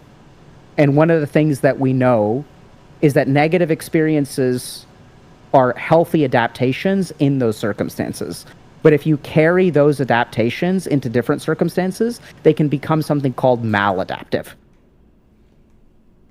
Right? So, like, I think that a good example of where I see this a lot with men, I'm a loser, I'm going to become a winner, and then the kinds of relationships that you're capable of can be different from what you truly crave. Right? So, like, you can never show weakness in front of your partner, your romantic partner, if it's a woman. But really what you crave is like true partnership. You want one person in this world that you don't have to put on a mask with, that will stand by you all the time. Mm-hmm. But if you keep on doing this shit reflexively, you will never show her that weakness and you will never give her an opportunity to accept you in your flawed state. And if you never give her the chance to accept you in your flawed state, there will always be a doubt in your mind, is she going to leave me if XYZ happens? Mm-hmm. That kind of security is true, like fucking amazing. Right? And I think you have some sense of this because usually we can get some version of this through a spiritual experience or God or whatever, because we can be honest with God, hopefully. Fingers crossed. I don't know. So what do you think is... So you sound like you're coming from a perspective. You're older. You've been through more than I have, most likely. I don't know if that's true. Okay. Well, I mean, you're a father. I'm older. You're a father, and you have children. You've had experiences that I have yet to have any idea about personally yet. So you're saying that by age 42, I am going to doing the practice of the shifting. Cope that it doesn't work the same anymore because eventually it's going to catch up to you and you might have like a nervous breakdown or something like that. So you're saying be more even keel. And as you explain this, I am realizing that a lot of that I can't really afford to be more in the middle about this because of what I do. That's why I'm sad. But and I understand, but I can't really, like, if I was more nuanced with it, I was more, sitting in that. Not only does it not accomplish anything, but it everything else sacrifices. Then my content sacrifices, and if my content loses, then I lose more, and then it's like it's exponential loss. So because then I'm producing less money, then I'm going to be less active, then I'm going to be not enjoying the content as more. It's just it's a domino effect to a worse life. So it's just this frame of thinking is the most effective for what I do. I can totally understand. So it's not my place to tell you, and by not my place, I mean, it would be the height of arrogance for me to tell you, if you do this, your content will be fine, right? You know your content way better than I do. You know what works and what doesn't work. What I would encourage you to do is, this is something I feel pretty confident about. So here at Healthy Gamer, we've worked with over 500 content creators, and ranging from super small to like huge. Amazing. And like way bigger than me or you. And I'm making assumptions about what your content size is, which I'm pretty sure I'm right. But I mean, I don't know what it is, but I think it's in the ballpark of where I am, right? So, And I think that one of the most consistent things is that, you know, people learn a particular strategy of something working, but when you work with them, when you really start to question things, when you start to try things, what a lot of content creators feel, this is really ironic, but a lot of people think that the bigger you are as a content creator, the more power you have, the more freedom you have, but really it's the opposite. So when you're like a no-name nobody, you can make whatever kind of content you want, and it doesn't really matter. As content creators become more and more successful, one of the most common experiences they have is they feel more and more restricted. They can't try different things because there's this domino effect. They have to make the same kind of content. They can't speak out about this. They can't, you know, speak out about that. Like they can't, they're going to get punished for any kind of innovation except for the acceptable innovation, right? So if you have a certain kind of content and you talk to people on the street, you can go to Amsterdam instead of New York. That's like an innovation that your audience will like. Right. It's been my experience that with the right amount of thought and energy, for about 40% of people, that's not true. I wish I could say, everybody, if they thought hard enough, they're not nearly as trapped as you are, but I'd say I'd ballpark it at about 40%. And I totally get that this is a huge challenge for you, and that you're shaped by having this public persona. And the reason that I stopped it, I have more experience than you. I think you've lived a lot more at 26. I mean, when I was than I had at your age. So I think, like, I mean, you said you started making content in 2013. Mm-hmm. So I just because I'm older than you, sure, I have some experiences that you don't have, and I have more experiences theoretically. But I also know that for a large part of my life, I had the same fucking experience day after day after day after day after day after day after day after day. I mean, I used to play video games for like 16 to 20 hours a day for like years of my life. So there, I mean, I don't think that, you know, it's the same fucking thing. And maybe the depths of the depression or whatever you want to call it got worse, but like generally speaking, I think you've had quite. I mean, you mentioned that you spent 5 weeks in Spain with Kanye West. Like, that's a big experience, right? You've made a lot of different content. You've talked to a lot of different people. So on balance, I'd say I probably have more experiences in life than you do, but I wouldn't jump to that conclusion as easily as you would.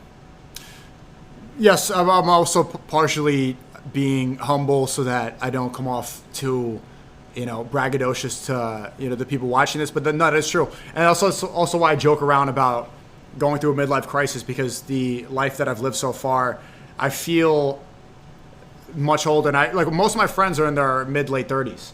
Most of my close friends are much older than me, because a lot of people my age, they haven't, they haven't seen too much, and they haven't been through as much as I've been through. So it's harder to relate 100%. So where do you think we should go from here? In life, or this conversation? This conversation. I can go back to my perspective of mental health. I can talk to you. I can ask you questions about what you've been going through recently. Whatever you think. Whatever you think. Okay, let me finish like my perspective on mental health, because you said a lot of stuff there, and then I'll ask you about what you're going through recently. Yes, and then I do want to ask you about fatherhood after those two things. Sure. So I think SNEAKO, I think your observations are like pretty spot on in a lot of ways. I think some of the conclusions that you draw. So I noticed that you make a lot of associations. So you'll like make this observation and then you'll tie something to it, right? So for example, the expression of weakness means like maybe a downward spiral or whatever. And it's not that that's wrong, right? So that's clearly observable in our own lives. If I like wallow in my weakness, then like it can lead to a downward spiral. We see a lot of people who express weakness. Like if someone expresses weakness, the likelihood that they wallow in it is like pretty high. Yeah. Does that kind of make sense? Absolutely. So I think you make a lot of associations, and what I really respect you for is that when I point out the associations, you're quite flexible around them. So like your capacity to self-reflect and recognize what you're doing internally is like quite exceptional. Let's go. So there was a video that a buddy of mine made. I don't know if he made it or whatever, on his channel that has your face and my face and talks about how I owned you. I saw it. I don't know if you've seen it. I've seen that. And so I was a little bit frustrated when I saw that, but I realized that it is what it is. This is what the world is, and whatever. The thing that that really bothered me, I've never watched the video, but the thing that I think really bothered me about that video is that it talks about me owning you, but I think the real thing there is you should be given a ton of credit. Because in order for me to quote unquote own you, you have to be open-minded. And what I think our conversation was really a testament to me about was your open-mindedness. Right? That like, I can't convince you unless you're willing to be convinced, unless you're actually able to look at the critical nature, or you're able to look at your thought process in a critical way. So that was one thing. I never watched the video, but whatever. And so I think this is something that, like, I just hope that, because who knows, right? This is in the public. Maybe someone will make this again or whatever. But I think, like, it's really important for people to understand that, you know, if you start this conversation in one place and you end up in another place, that requires effort on both of our parts, right? I can offer something, but then you have to be willing to receive it. And if you're closed-minded about it, I'm not going to be able, I can't, like, argue, because I don't, I mean, we're not arguing, we're talking. And so that's something that I just really appreciate about you. Anyway, so I think that's one thing that I think is, you make these tight associations, which I just don't make. So half of what you say, I agree with 100%. The conclusions that you come to, I don't agree with. So a couple of these things, are people having more main character syndrome? Absolutely. Are people becoming more narcissistic? Absolutely. Is the validation of feelings, and is everyone over-identifying in a negative way with mental illness? There's data to support that. The science actually supports that. There's one study that found that something like 90 to 95% of information about autism or ADHD on TikTok, it's rusty on the study, it's about 18 months old, I think, at this point, is wrong. So everyone is like, if you do this, you've got ADHD. If you do this, you've got autism. Yeah. 90 to 95% of it is incorrect. And these are like huge content creators that basically have the slice of life stuff. And then people is like, oh, I forget my keys. That means I have ADHD. So there's an over-identification with a lot of mental illness stuff. I totally see that. I think it's really, really challenging. I think it's not healthy. Second thing, I think there's a lot of bullshit around the validation of feelings. So I think that there's actually a really cool paper, I can show it later or send you a reference or whatever, about how reassurance seeking is mentally unhealthy. So a lot of people who post things about struggles are seeking reassurance. Right. So this is a form of unhealthy coping. And coping in general is not healthy. So coping is, I mean, like, roughly, let's understand, right? So coping is not problem solving. Coping is accepting a particular negative state and then doing something to be able to tolerate the state. But the problem with coping is that you tend to propagate the negative state. The healthy way to cope is, right now I'm overwhelmed, right now I'm feeling bad, let me cope so I feel better. But there's a really important second step. Now that I'm better, now that I'm feeling better, what am I going to do to change my circumstances so that I don't feel that way again? I see a very, very disturbing trend, which I do think is somewhat responsible for the increase in mental illness and mental suffering that we see, that people are like sort of defaulting to some of these like maladaptive mechanisms. The other thing that I think is really unhealthy is that people are increasingly, this is really challenging, but we basically have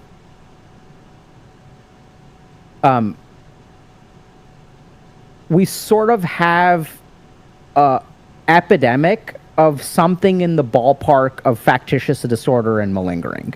So let me explain.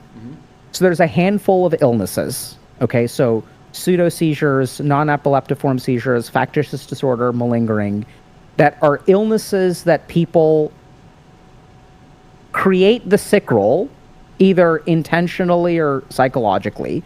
They claim being sick. And the reason that they claim being sick is because it benefits them in some way. So in society, if you are ill, we give you certain latitude. If you're ill, you don't have to come to work. If you're ill, you don't have to go to school. If you're ill, you don't have to take out the trash, right? This is something that we as a society do.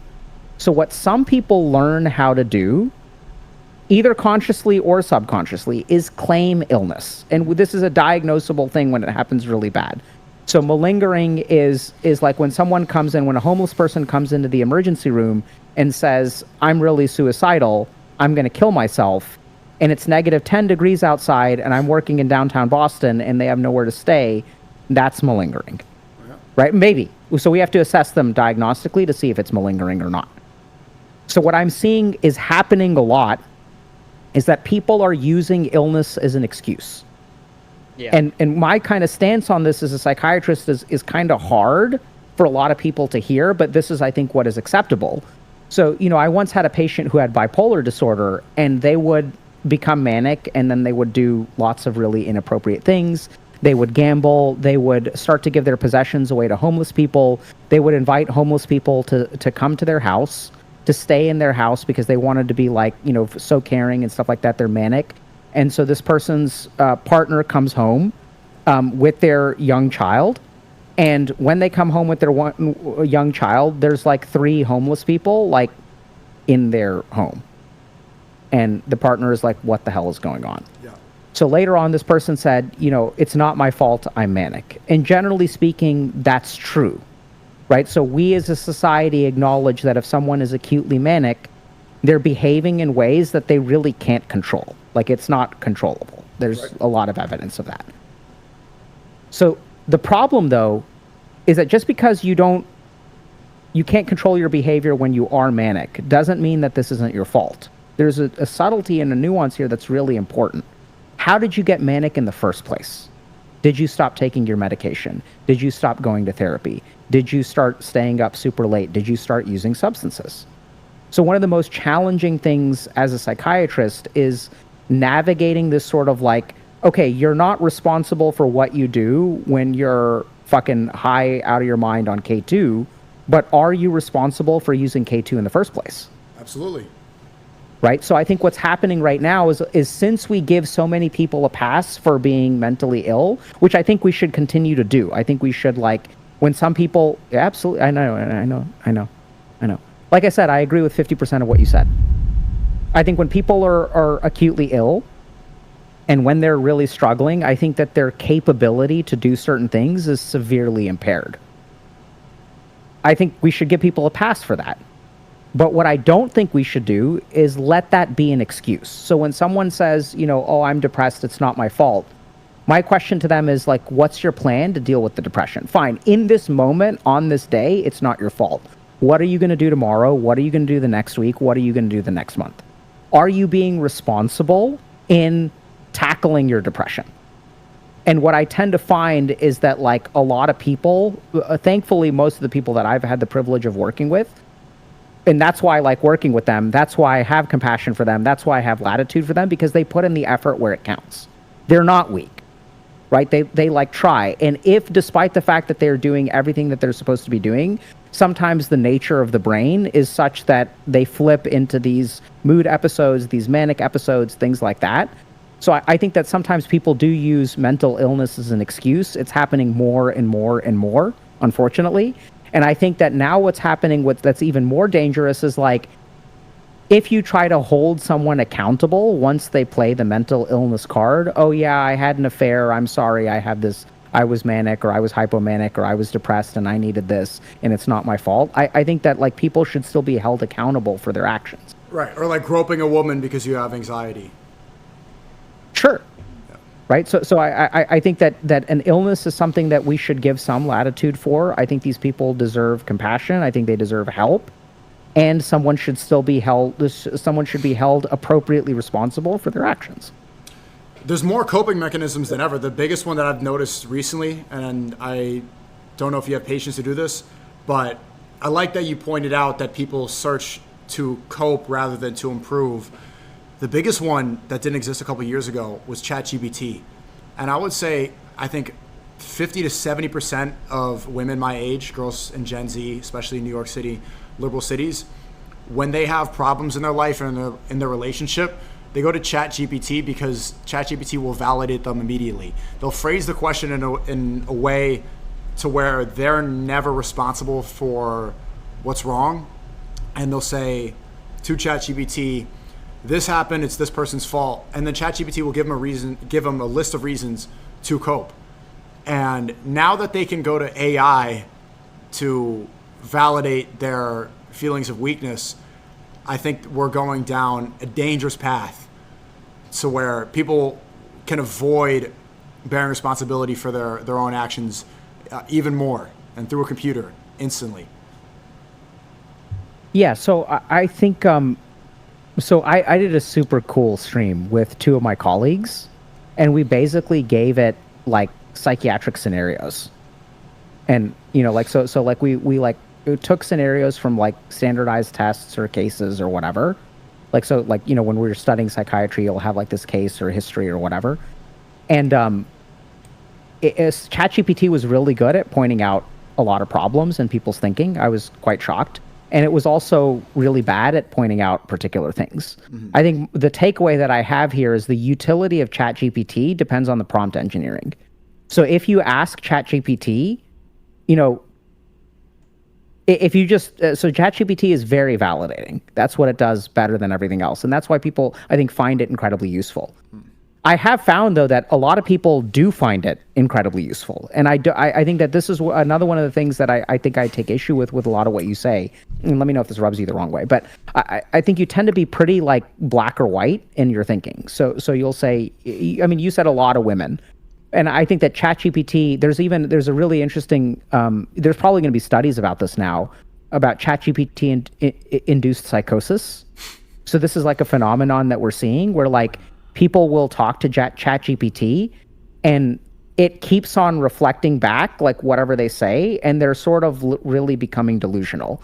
Now this is where you got to be careful, right? So this is where I think you're a lot of the statements that you have, I would argue are missing some nuance, and I think you're missing stuff, I would say. Sure. Not that you're wrong, but just based on my experience, which is that the question is, if you have someone who is in prodromal psychosis, which means the early stages, the incubation period of psychosis, and you give them ChatGPT, I think there's a very good chance that these people are like on the path to psychosis, and it accelerates it as opposed to creates it. Uh-huh.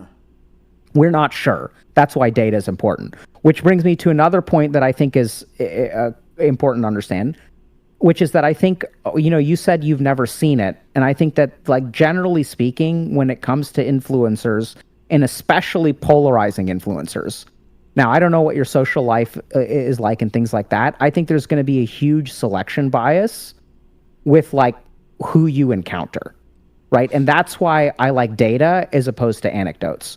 So even one of the advantages of being a physician is when I work in the Massachusetts General Hospital emergency room, all kinds of random people are showing up, okay, right? So in my private practice, I have people who are like founders from MIT incubators coming in for whatever. I have degenerate gamers. I have a particular slice of the world that is coming to see me. But when I work in an emergency room, I'm seeing all kinds of people who have all kinds of experiences.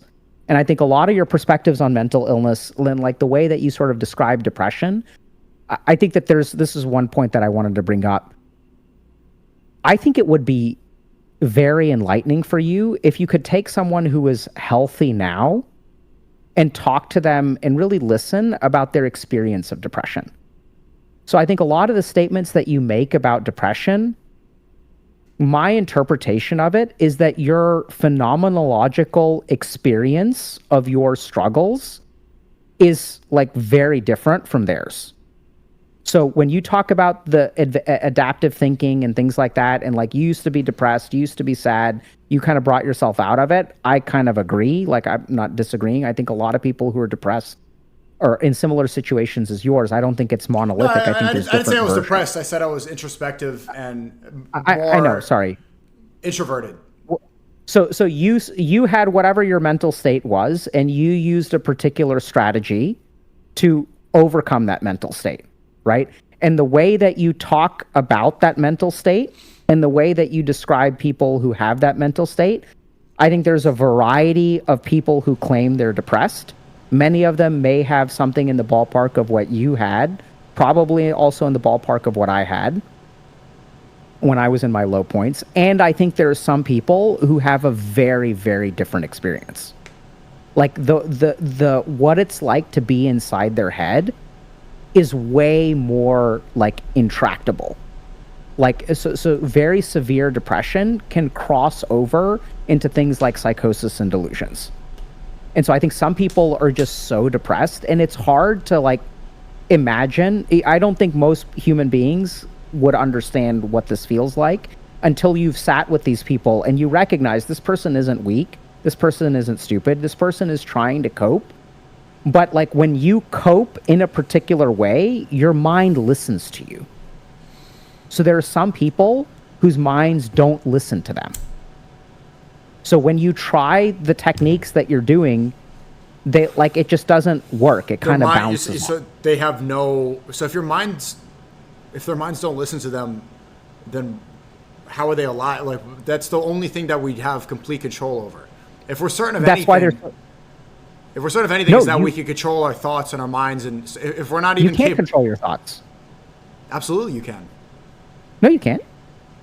I just showed you an example. You said it like that makes me sad, and I said it is what it is. That was an example of controlling the state of mind and what you think. If you can't. You don't think that my mistake. I was taking an issue with a more the absolutist.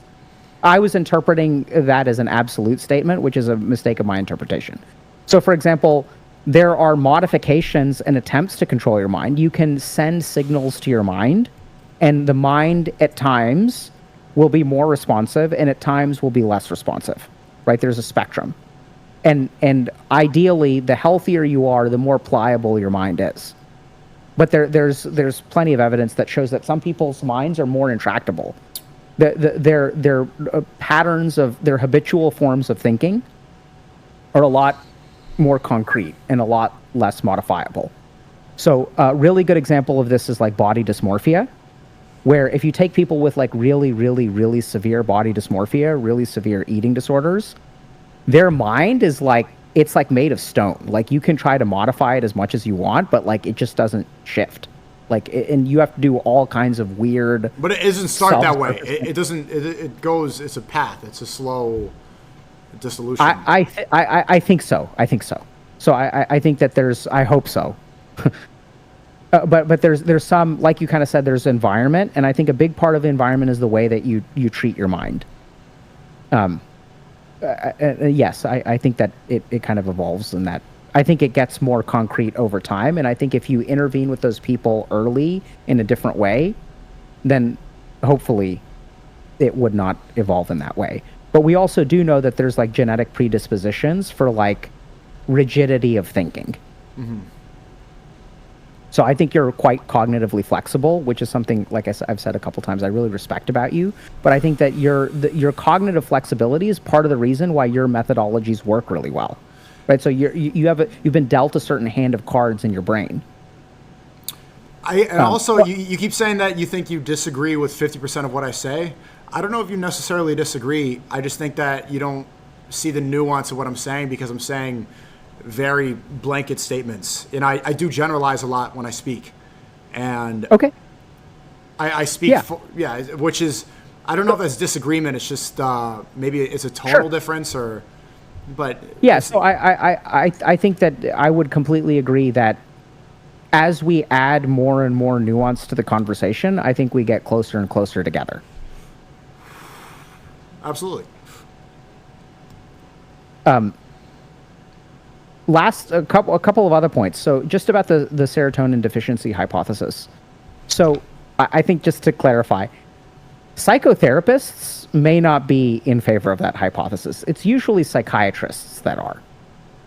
So psychotherapists, if anything, if there's a group of people on the planet who doesn't believe in the serotonin hypothesis, there's a really good chance that there's a psychotherapist, because they're like, some of them are trained in like Jungian analysis and Freudian analysis, and they think all kinds of different things. They don't think it can be, I'm lumping them all together, but many of them don't believe in that, or don't attribute that much to it.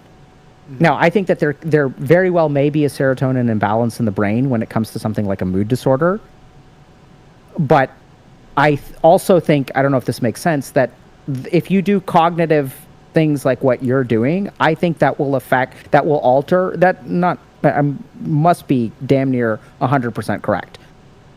If you do the things that you're doing, that will alter the serotonin transmission in your brain. I feel incredibly confident in that statement. So I think there's what happened with the whole serotonin thing. That was something, and you're kind of right about this. I think what really happened there is we were looking for a way to destigmatize mental illness. So we were looking for a way, because everyone used to blame themselves for mental illness. They thought that things like mood disorders or stuff like that were weakness. And so we as a medical community, once we figured out, oh, there's a mechanism here, there's treatments here, we wanted people to stop stigmatizing it as weakness. So we offered this explanation of there's a chemical imbalance in your brain. And when we say there's a chemical imbalance in your brain, it's sort of like it's not your fault, which is sort of what we were trying to do, right? Because we didn't want to blame themselves because something is going on that's really not your fault. But then what happened is we made a big mistake, which is that we told people it's not your fault, and then everyone started really internalizing, it's not my fault, so not my fault, whatever. So the pendulum is swinging back the other way. Yeah, so I would, I would say that most people, like I remember I was in an interview at UCLA for my psychiatry residency. The person that I was interviewing, I mentioned the serotonin deficiency, and he was like, hold on a second. Why do you think that people with depression are deficient in serotonin? And I was like, well, isn't that what we think? And he's like, actually, there's very little evidence for it. It was a wonderful interview. He's a wonderful person. So I think that generally speaking, the more knowledgeable you are, I think we sort of know that that's like just a piece of the puzzle. It's not that it's right or wrong. It's that it's like woefully incomplete to describe a complex human being. But I think it's something that we did sort of like parrot the party line. Now, I'm also not quite on your level, and maybe there's a lot of nuance there, that there's a lot of like, money to be made, and there absolutely is, and pharma does shady things. Very possible that when pharma was talking about fluoxetine and whatever, they were kind of pushing this and saying that this will fix it. I think aftermarket studies on SSRIs have shown that it's not nearly as effective as what we thought it was. In my clinical experience, SSRIs are incredibly helpful and arguably life-changing for about a third of people who get diagnosed with depression. A third of people, it doesn't really help at all, or is even harmful. And a third of people is kind of like, we're not quite sure, maybe it has a mild to a moderate effect. What about fatherhood? How much serotonin do you get? What about fatherhood? How much serotonin does that increase? If you do it right, a ton. So serotonin, this is kind of my take. So I've sort of noticed there's an inverse relationship between serotonin and dopamine. So the more dopaminergic activities that you do, the more your serotonin will decrease. It doesn't actually happen that way. So I'm sort of talking about it in a functional model style way. So no one is measuring, intracellular serotonin concentration or synaptic serotonin concentration when I say these things. Mm-hmm. But what I sort of observe is when you do a lot of stuff that gives you dopamine, whether that's play video games, watch pornography, do drugs, it whatever. Sacrifices serotonin. So short-term gratification versus long-term gratification. Yeah, so short-term gratification is the more dopamine you have, then over time, you're not going to feel good about your life. So serotonin gives you a sense of peace and contentment, also an oversimplification. Dopamine gives you a sense of pleasure. Like those are two different qualitative things. And the more dopaminergic you are, generally speaking, the less serotonin you'll have. Whereas if you look at like what gives people serotonin,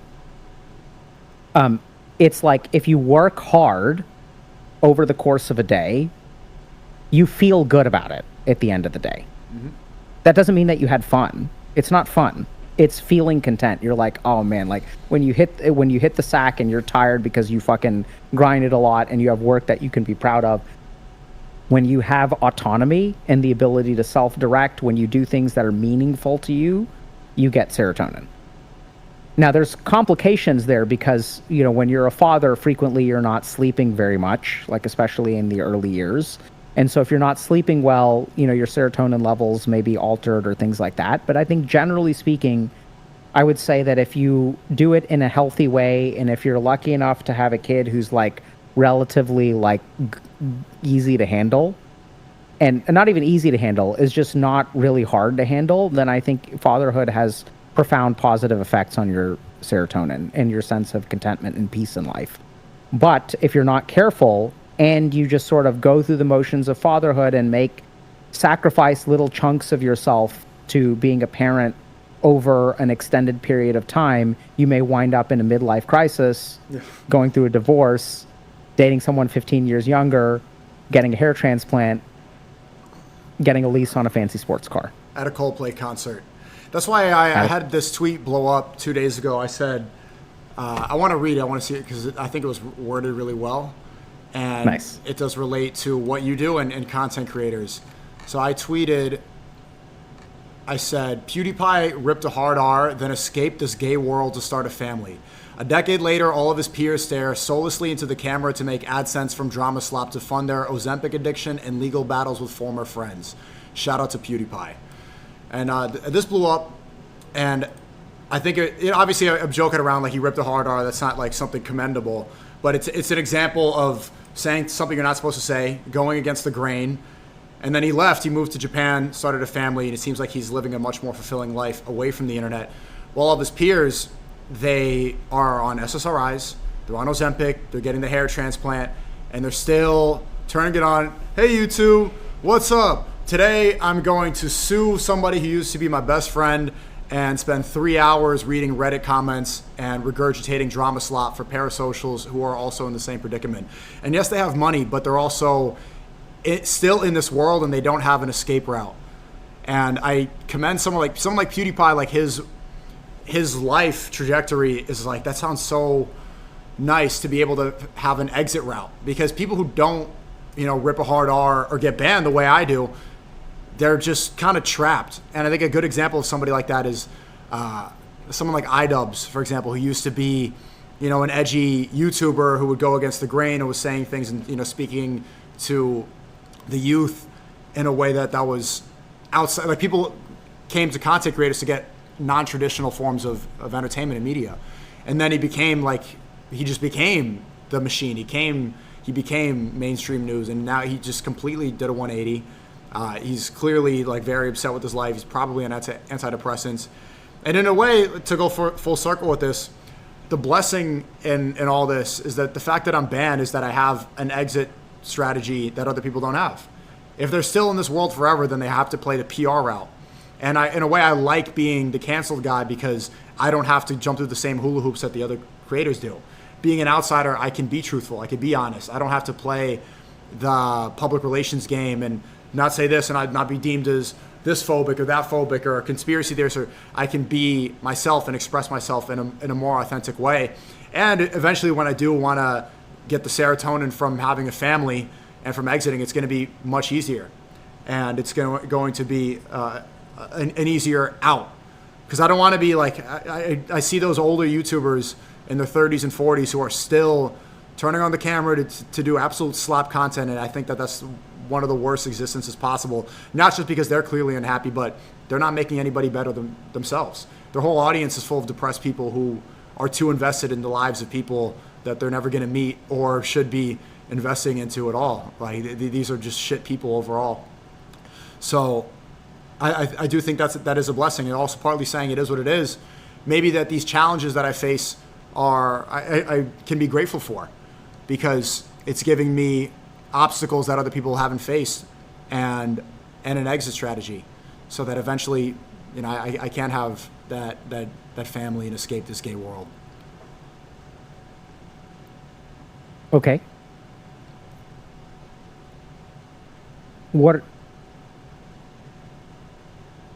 I understand what you said. What are you looking for from me in terms of response? And how? It goes back to when you're like, you said that makes me sad, and it's like, maybe, like, obviously you could see that, okay, that there's a point of reflection there and stuff like this, but my point, I say that to say, like, maybe these challenges are a blessing as well. I think like in Islam we say alhamdulillah for everything, the good and the bad, because there's always there's positives and the negatives, and maybe the negatives aren't really negatives, but they are positives. And I'm glad to I'm glad to not be those people that believe everything that we're told to believe, because they get trapped in this cycle of long-term negativity, and they just I hate seeing that person turn on the camera and just do this soulless Ozempic stare, you know. And although they have the platforms that I don't have, I think they have less of their own soul. Why do you think your mind goes to analyze these people in this way? Because I see them as someone who started on the same path that I was on. Maybe they started YouTube a little earlier than me, around the same time, and it's an easy comparison to make. Obviously, comparison is the thief of joy, but I see that as like, this is the route that I could have taken, and am I happier with the route that I'm in, or do I want what they have? And I look what they have, and I don't want it. I'm very happy where I am. So since you don't want it, and you're very happy with where you are, what would happen if you weren't happy with where you are? I would reevaluate. And I see that in a lot of them. I think that they're extremely unhappy, but because of the coping mechanisms that have been provided to us by Big Pharma and ChatGPT, they don't reevaluate, they don't progress, and they just cope more. So, SNEAKO, one thing you've got to be careful about is devaluing things that you lost. So one very, very interesting mechanism of the mind, right? So maybe this is something you can empathize with. So, you know, when my friends and I liked a girl, we would sometimes get up the balls to ask her out. And then if she said no, right, we're butthurt. And then that fat lesbian, she's fat and stupid anyway. Fuck that bitch. Yeah. That's exactly, coping. Right? That's also cope. So, and like, I think that there's a parallel between that and what you're doing, with a couple of really important differences. But I think that, like, so what I find interesting is the direction that you go. Like, why do you choose to compare yourself to these people? And you say this thing is negative. So there's a lot of good adaptation in there. I think you're correct that a lot of these people feel trapped. A lot of them feel unhappy. But I think you've got to be super careful, because what you're basically, like, I don't know, this is so weird, right? So for me, what I pay attention to is what people say that is completely unprompted. I didn't ask you about this. And not that I'm happy you shared it. I really am. And I'm glad we're having this conversation. But I think it's like, you made this tweet. This is what your mind generated, right? Your mind is looking at these comparisons. Your mind, and I think this is what's kind of scary and good and healthy. And I think it's wonderful that we're talking about this, because, like, here you are comparing yourself to all of the YouTubers who didn't get banned, who have the luxury of being soulless Ozempic bots and still having tons of content creators and being able to stream on YouTube and being able to stream on Twitch, all the things that you've been denied. And it can be really hard. So they have something you don't have. And so you've got to be careful when you devalue them. Right, but I'm not completely devaluing it. Okay, but please, 1 second. Okay, go ahead. Okay. No, go ahead. I'm seeing the nuance. But I'm taking a page out of your book. In a way, I'm seeing the nuance of it. Yes, I want those platforms, but also there's a blessing in disguise. I'm not obviously, it would be better. I would prefer having it, but in a way, maybe this was a trap that I was able to overstep. This trap was prevented for me. I think that there's a lot of both. It could be both. It absolutely can be both. So here's the hard question. Do you want a hard question? Yes. Are you jealous of them? No. If you were jealous of them, would you let yourself be jealous of them? No. Could you admit to yourself or the rest of the world if you were jealous of them? No. As in, you wouldn't let yourself. I wouldn't let myself show jealousy, no. Right? So like you wouldn't even let yourself feel it internally. No, I could feel it internally, but I wouldn't express that publicly. Okay. Because I think that I think what I get from you is resentment. And I get, and I don't think you're wrong, right? So this is what's so sneaky about the mind when it's like well developed, is that it's not going to tell you false things. It's just going to tell you incomplete things. So are a lot of people trapped in content creation that they hate? Absolutely. I have worked with a ton of them. So here are a couple of things that I think are happening, thankfully.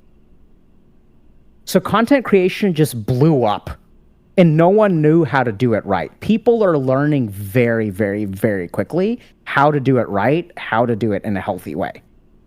So you have a lot of YouTubers who are soulless, on SSRIs, Ozempic, whatever.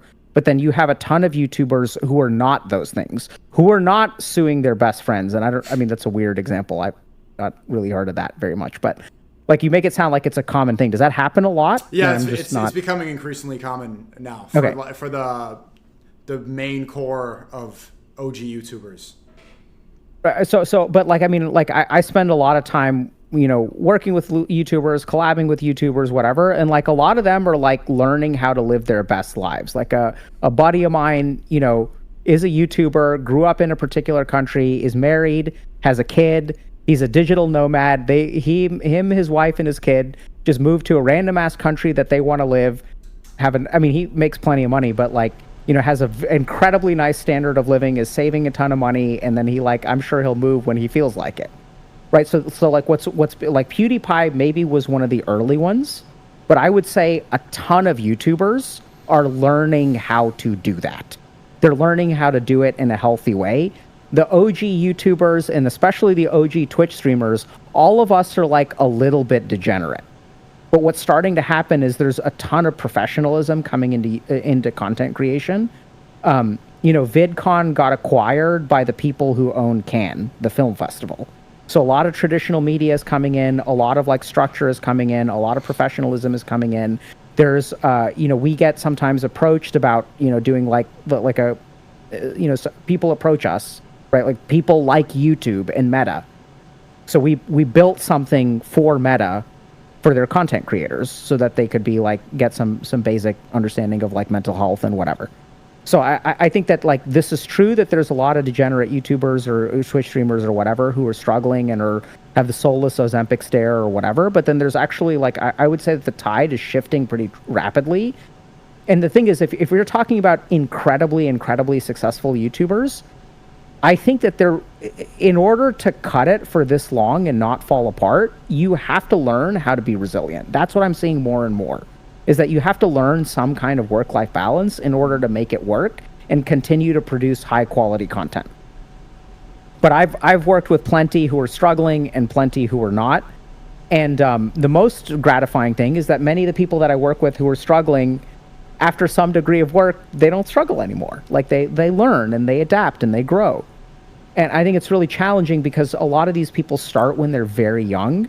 So one of the things that I'm really grateful for and really like honestly lucky is that I was like a relatively formed human being before I ever started streaming on Twitch.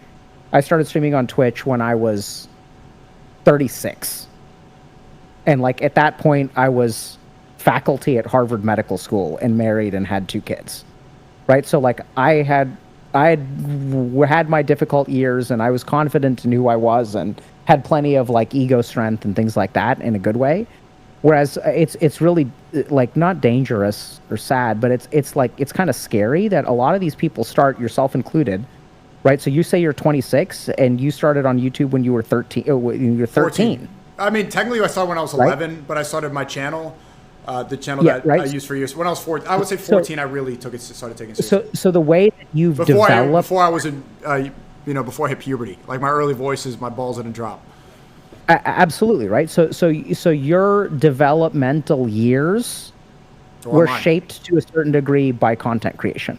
Absolutely. And what we know from a lot of child celebrities is when you're in the public spotlight, the human brain is not designed to be famous when you're 14. So, and when you're famous at 14, there are certain psychological impacts, which once again, I don't think are like weakness or anything like that. Like this just shapes you. Like your circumstances shape you. And it's really sad to see, like, you know, sometimes I'll see these like clips and stuff on Reddit of like some of these child stars that are like in puberty and stuff. And there's a lot of really successful musicians who started out like when they were teenagers. And boy, did they get like sexualized and judged in a way that like is just really, really scary. Like, and these people struggle so much. And I don't want to like, I mean, I see all kinds of problems that, you know, when I look at a celebrity and they're doing particular things or saying certain things, I feel like I have some insight. I'm pretty sure my colleagues have similar insights. I've talked about it with some people, but like, you know, we can see how, and it's not this person's fault that they're narcissistic. They just grew up in the spotlight, and that's what the spotlight does to you. And that's why so many celebrities and musicians are screwed up. Because they're just like, the human mind is, our brain evolved to exist in communities of like 300 people, being judged by millions of people. And here's the really damning thing. So if the brain doesn't think in terms of percentages. So if 1 million people like you and 100 people absolutely loathe you, the hurt from the 100 people is not outweighed naturally by the 999,000 people that like. Very good point. And there's a really, I mean, I'm sure you understand this because it's crazy. You talk to anyone who live streams, if you read your chat, you're not reading every message, but if there's a dangerous message, your brain will flag it immediately. You know what I mean? You know what I mean? Right? Right? So it's just scrolling by faster than you can read, but they say the one thing you're worried about, and your brain is like, I see. Right? So our brain has this kind of danger detecting filter built in, which means that if 100 people hate you, all it really takes is like one person to stalk you, troll you, whatever, and like one person can screw up your life. And the really damaging thing about being a content creator is if you get big, you will absolutely attract the minimum number of people to screw up your life. I mean, you asked me about fatherhood. I ended up here because you mentioned the PewDiePie thing. But I think you've got to be... A more specific question is, Dr. K, do you think I'm coping? You know the answer.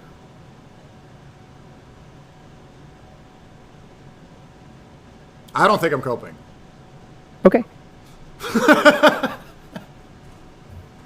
I think there's some coping. Yeah. I think it's adaptive coping. Okay, but is it more coping than what is it borderline unhealthy or more than the average person or anything? I think it's incredibly healthy. I think that being able to look at your negative circumstances and start to see this as part of your path in life that God put you on, and that there are some advantages that you have that other people don't have, I think is very healthy. To look at your situation and instead of being butthurt and depressed about it, saying like, okay, I've got some advantages that other people don't have, even though my life is hard, and I'm going to play to my strengths because now I have been banned from most of the major platforms out there. Like, I think that's the right strategy. That's what I do. That's what I just explained. I know. So how is that cope? If that's dealing with That's cope. That's coping. Okay, so what? Okay. Sorry. But coping has a negative connotation. My mistake. Let me explain. Okay. So I think that there is you're doing both. So you're coping, right? So I think that you're devaluing. You're making your mind is very sensitive and is devaluing of many people that I think that you are a little bit frustrated with. A little bit. You're more than a little bit. You're very frustrated. There's some negative valence of emotion towards those people. Fair. I think jealousy is the most common thing, but I don't think you experience it as jealousy. I think it's more like, you're not like jealous of those people. You don't want their fucking lives. But I think there's a part of you that grates on the inside because they're allowed to do this crap and you're not. I think there's more resentment than jealousy. And I think you have the right kind of adaptation for moving forward. So I think there's that cope, and there's some copium energy in that tweet. Okay? But I think that, remember, coping is only unhealthy if you don't do the second part. I think you're doing the second part. which is like, okay, so now that's a that I'm better in this question. situation, how do I make the most of it? So I think there's adaptive coping here. Okay. But I think there's coping. And I think if you're really honest with yourself, when maybe you are and maybe you're not in public or whatever, I think you feel like you've gotten a raw deal. But also, And some of these I fuckers, do think that, but I'm also some of these fuckers, Go ahead. some of these fuckers who are they're doing a lot of stupid stuff, but they're not making mistakes they're making way stupider mistakes than you are. They're making way bigger mistakes in some dimension than you are, and they still get to do this stuff, and you don't. I think that's somewhere within you. Fair. But again, I'll reiterate, I'm also appreciative of this position because it allows me to travel down a road that other people haven't. And Absolutely. It opens new doors, and it's mentally stimulating. And one of the biggest fears I have, obviously after God, is boredom. I don't want a life where I appreciate the obstacles because it makes life interesting and worth living. And I never wanted to have a mediocre, redundant, repetitive life. So I appreciate it. And I asked that question because cope has a negative connotation. I think the way I was asking it was, I think because people use ChatGPT to cope with, they want to live with their negativity in a way where other people can adjust to it. But I think we've differentiated the difference between healthy coping or adaptive coping and just bullshitting yourself and being delusional. You think that my coping is I think that the adaptive coping is helping me progress and become better. Many people can cope and just become delusional. Absolutely. So I think you have a lot of adaptive coping, right? So I think you've rolled with the punches, and you're leaning into things. I think your situation is, I think you're quite restricted. I think your options are limited, and you're fighting an uphill battle as a content creator. And I think that's challenging, and I think you're able to not get. How can I say this? And I think this is what you mean by coping. But so I think you've been hurt, but you're far from defeated. I think you're actually discovering a new kind of strength, which will move you hopefully forward in the right direction. And I think you've just got to be careful about, because I think what's going to happen is, and this could be happening, right? So when when people do this kind of coping, they start to, there's like some amount of weird psychological things that can happen, like projection. So one thing that can happen is the weakness that you don't allow yourself to feel, you start to loathe when you see it in other people. So like this kind of stuff, and this is why I think that overall, like integrating who you are completely is the healthy thing to do. I think integration is the goal. Don't sever a part of yourself. Because if you that part of yourself will live in your subconscious and will shape what comes out of your mind without your knowledge. So for example, you made this tweet. I think there's a lot that's true in this tweet. But why did you choose these particular people and these particular aspects of them as opposed to the million combinations of things that you could take issue with? Right? So some part of your brain is selecting this.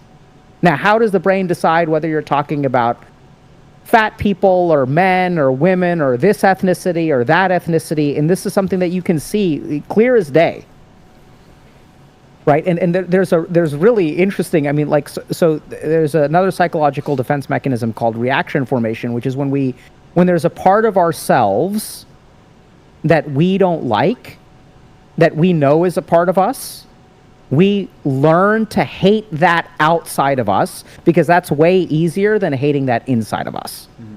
So the classic example of a reaction formation is the homophobic homosexual. So like, I've got gay thoughts. That's really hard for me to manage. And if I can hate gay people outside of me, then I'm certainly not gay. That's why I have this argument with my community all the time because I say I love everyone. And they're saying, no, we hate gay and trans people. I'm like, are you gay? Like, why would you invest that much emotional, attachment to people that don't care about you or you don't care about? I say love these people and learn that they're gonna exist, and like I fucking hate them. I'm like, what does that do? It doesn't do anything. It's so stupid to hate something that you can't control, or why. As men, you should not invest emotional energy into something that does not have a change, or there's no solution to it. SNEAKO, defender of the LGBTQ community, was not on my 2025 bingo card. That's gonna be. I mean, that's what I'm. I don't think that it's worth. There's no point. There's no point in hating them. And so many people in my community, I've been arguing with them for years about this. They're like, we hate them. I'm like, are you gay, bruv? I gotta say, SNEAKO, I think you gotta let yourself be better publicly. Like, I think you have a lot of good stuff to offer, and I know you're a contrarian. I know you're spicy. I'm not saying give that up. I think it's beautiful. I love it, but also like you don't need to. And I know this is gonna sound kind of condescending or whatever, but like I know you're concerned about. I was about to say afraid because that's really what I think you are. Ooh. Like you're afraid to be. There's this different kind of courage, which is like being more open, being more honest, like things like that. And I think you're. Fear is not. It's you carry such a negative connotation, which is why I don't want to use the word. I think you'd agree with the word wary, right? You're wary. You're careful. And a piece of wary or careful is an acknowledgement that bad things could happen, and that sort of roots back in fear in some way. Mm-hmm. And I'm not saying you're a scaredy cat or a pussy or anything like that. That's where these associations become really important. But I think people misjudge you drastically. Well, I mean, but here Dr. K, this is part of the resentment and frustration is that because I'm banned everywhere, the narrative about me is shaped in a way that I can't control. So when people, all the time, I have liberals come up to me or, Zionists, and they say, you hate everyone, you hate this. I'm like, what did I say? They don't know, but they believe it, but they don't have any reasons why, because they see more negative things come from me from people that are dictating the narrative. So I don't have a fair place in the social media world to explain my point of view or to present myself in the way that can be presented when it's dominated by people that hate me and want to make me look bad. The narrative around me is shaped in, like, even earlier we started off this conversation, like you don't know what I've been up to for the past couple of years, but you know that my reputation is not the best, and I'm controversial. I'm a contrarian, and that, like, you were surprised to hear that I don't hate gay people, because people. I'm not surprised.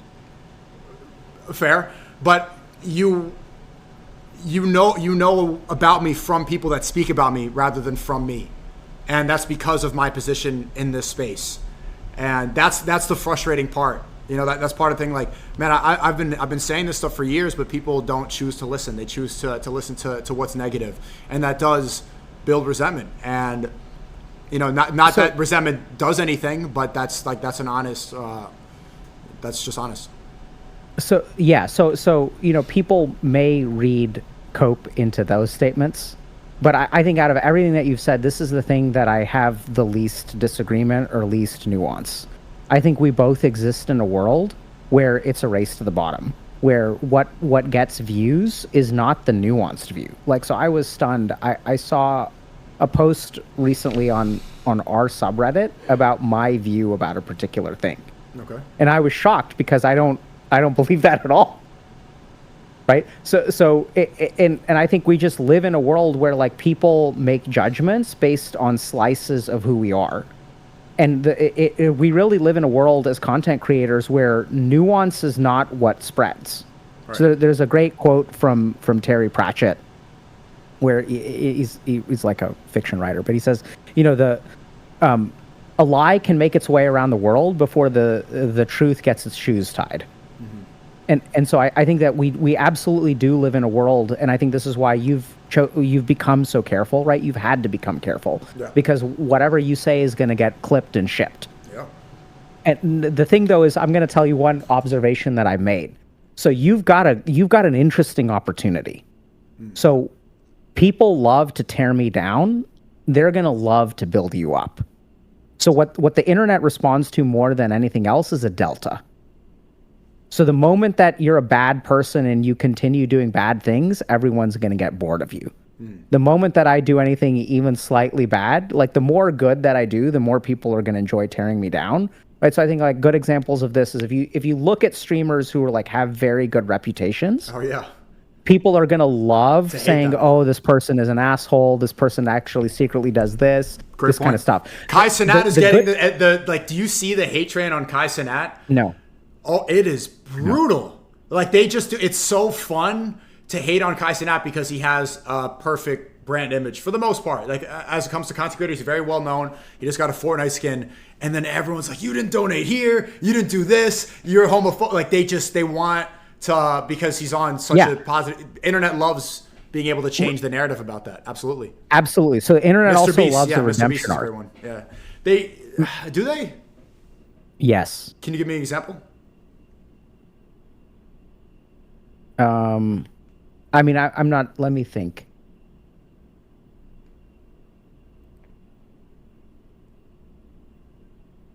What's a redemption arc?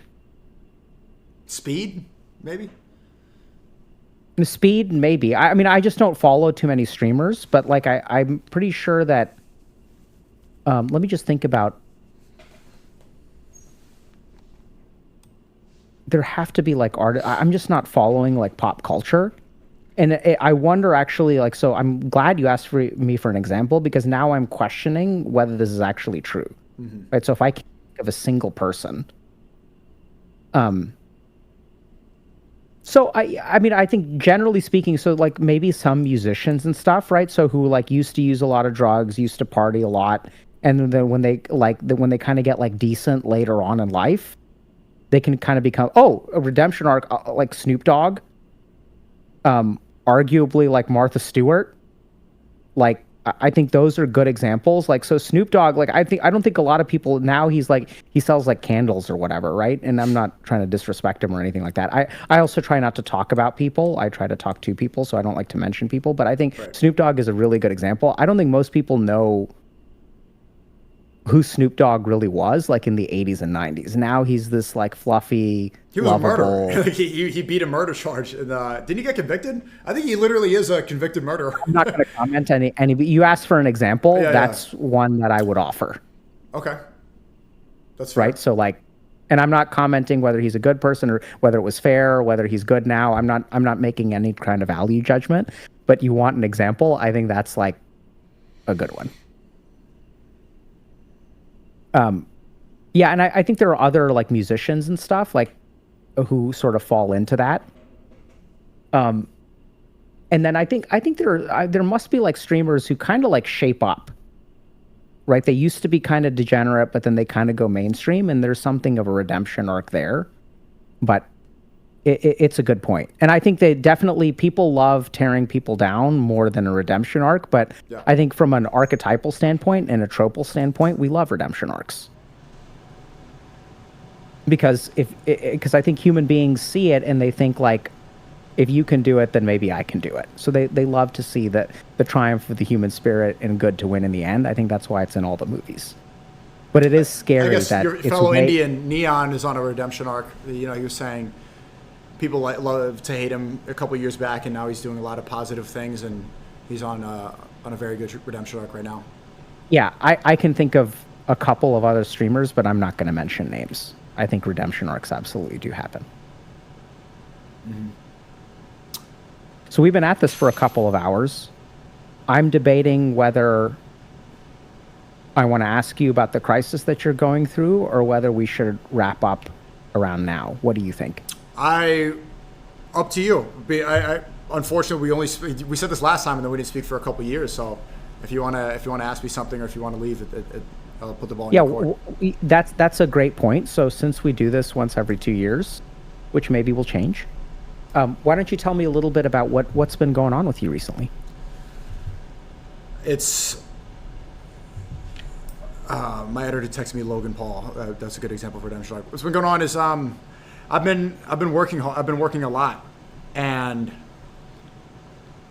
I like talking to you because I realize when I say things like so what I was gonna say, and then I'll tell you the thought that I had. I was gonna say I've been working really hard, and the person I've been working with, CZK, he's been working this summer. He recently commented on my work ethic, and he's like, "It's insane how much you work." And then I immediately thought about my fans, or the community, People love you. Like they insist that I'm lazy all the time. They just like do this, do that. It's very, they see the predicament that I'm in, being banned, and they're like, oh, they get really upset if I'm not live, for 6 hours every single day. There's a lot of things that I do. I make these videos, I edit a lot, I'm filming a lot, I'm traveling a lot, I collaborate a lot. It's a lot of work. And as I was saying that, I was like, wow, I clearly listen too much to what people say online, and there's no point in investing energy in that if it ends up frustrating me that people don't understand what I do or trying to communicate that to them. So it's been busy. It's nonstop, and I enjoy it. But I do crave a vacation. That's why I'm a little bit envious that you went to France and Switzerland. I would love to have 4 or 5 days off and barely look at my phone and unplug and just be somewhere where I can relax and not think about the stuff and not read anything online. But the pressures of maintaining, social media, whatever, and also my career position is like you pretty much have to be. You got to be dialed in. You got to be locked in, and it's that fear of, disintegrating and losing everything you built.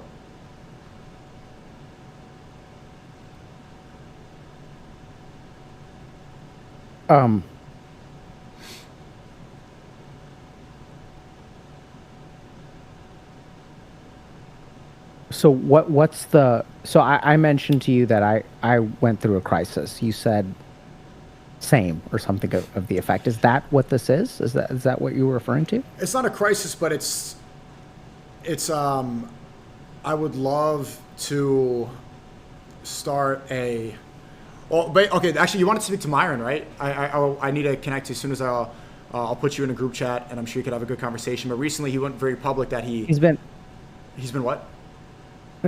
I've been wanting to go on his podcast for a long time. I think that'd be great. And I think it'd be great too. I think he's someone else that I think people misjudge quite a bit. Yeah, I agree. He's one of my best friends, and I got to see him in Miami a couple days ago. I don't know if you like Aiden Ross, but I love talking to Aiden too. Aiden's Aiden's another one of my best friends. Yeah. And speaking of dopamine, I remember like last year we were in Canada, and I saw him win $1 million gambling online, something I refused to do, to take the money from. And I saw him win $1 million, and then immediately he got depressed 30 seconds later. I'm like, what the fuck? You just won $1 million, and he's sitting there like, fuck. I'm like, what? It's like the dopamine wore off. He got high from winning $1 million, and then it wore off. He's like, oh, okay, I already have like 80 million. And then now he's just, coming down. And I'm like, this is evil. Look what how do you get sad after winning $1 million? It's an endless loop. But he's, I remember you guys spoke. I saw that stream. Myron, I would love to see you guys do that. And Myron went really public. He said he broke up with his girlfriend. He doesn't want to start a family with her, because he doesn't want to start a family with her. This is what he said online publicly. I'm not saying anything that he didn't say. He said that he's not ready. He's 35 and he has more work to do, and he's not. And I'm like, that made me self-reflect a lot, because I want a family, and I don't want that to restrict. I don't want that to be in a competition with what I do. And it made me think, like, when am I going to get out of this? Am I going to still be streaming at 35? Am I still going to be at this routine, at this work level, no breaks? Am I destined to do this forever, or can I start a family, or can I be able to combine the two of them? So, yeah, that's what I've been thinking about a lot. And it also did inspire that PewDiePie tweet. You feel trapped? A little bit, but I do. I love what I do. I love what I do. I know. So I think like this is challenging, because like I use negative valence emotions, and I ask you if you feel that way. And I think that there's an association of like being trapped as weak or whatever. But like I don't get that. Like, right. So I don't know if this makes sense, but like, what I'm getting a sense of is that you feel incredibly like restricted. Like you can't afford to stop. Pretty much, yeah. Right. So if you and this is what I'm kind of curious about. You said the phrase scary, fear of disintegrating. What does that mean? Of losing everything, basically like letting them win. They try to... Letting who win? the people that took away my platforms, that ruined my reputation, that, you know, that preyed on my downfall. Those people, like by losing this, it's like that vindicates them. So it's like a nonstop battle. So you winning means never taking a vacation and never having a family? No, me winning. That's a weird victory. Me winning is finding an exit point like PewDiePie where you leave on your own terms, and nobody could say that that you lost everything, or that nobody could tarnish your reputation of what you've done. So he left it on his own terms, and I respect that a lot. And okay. Yeah.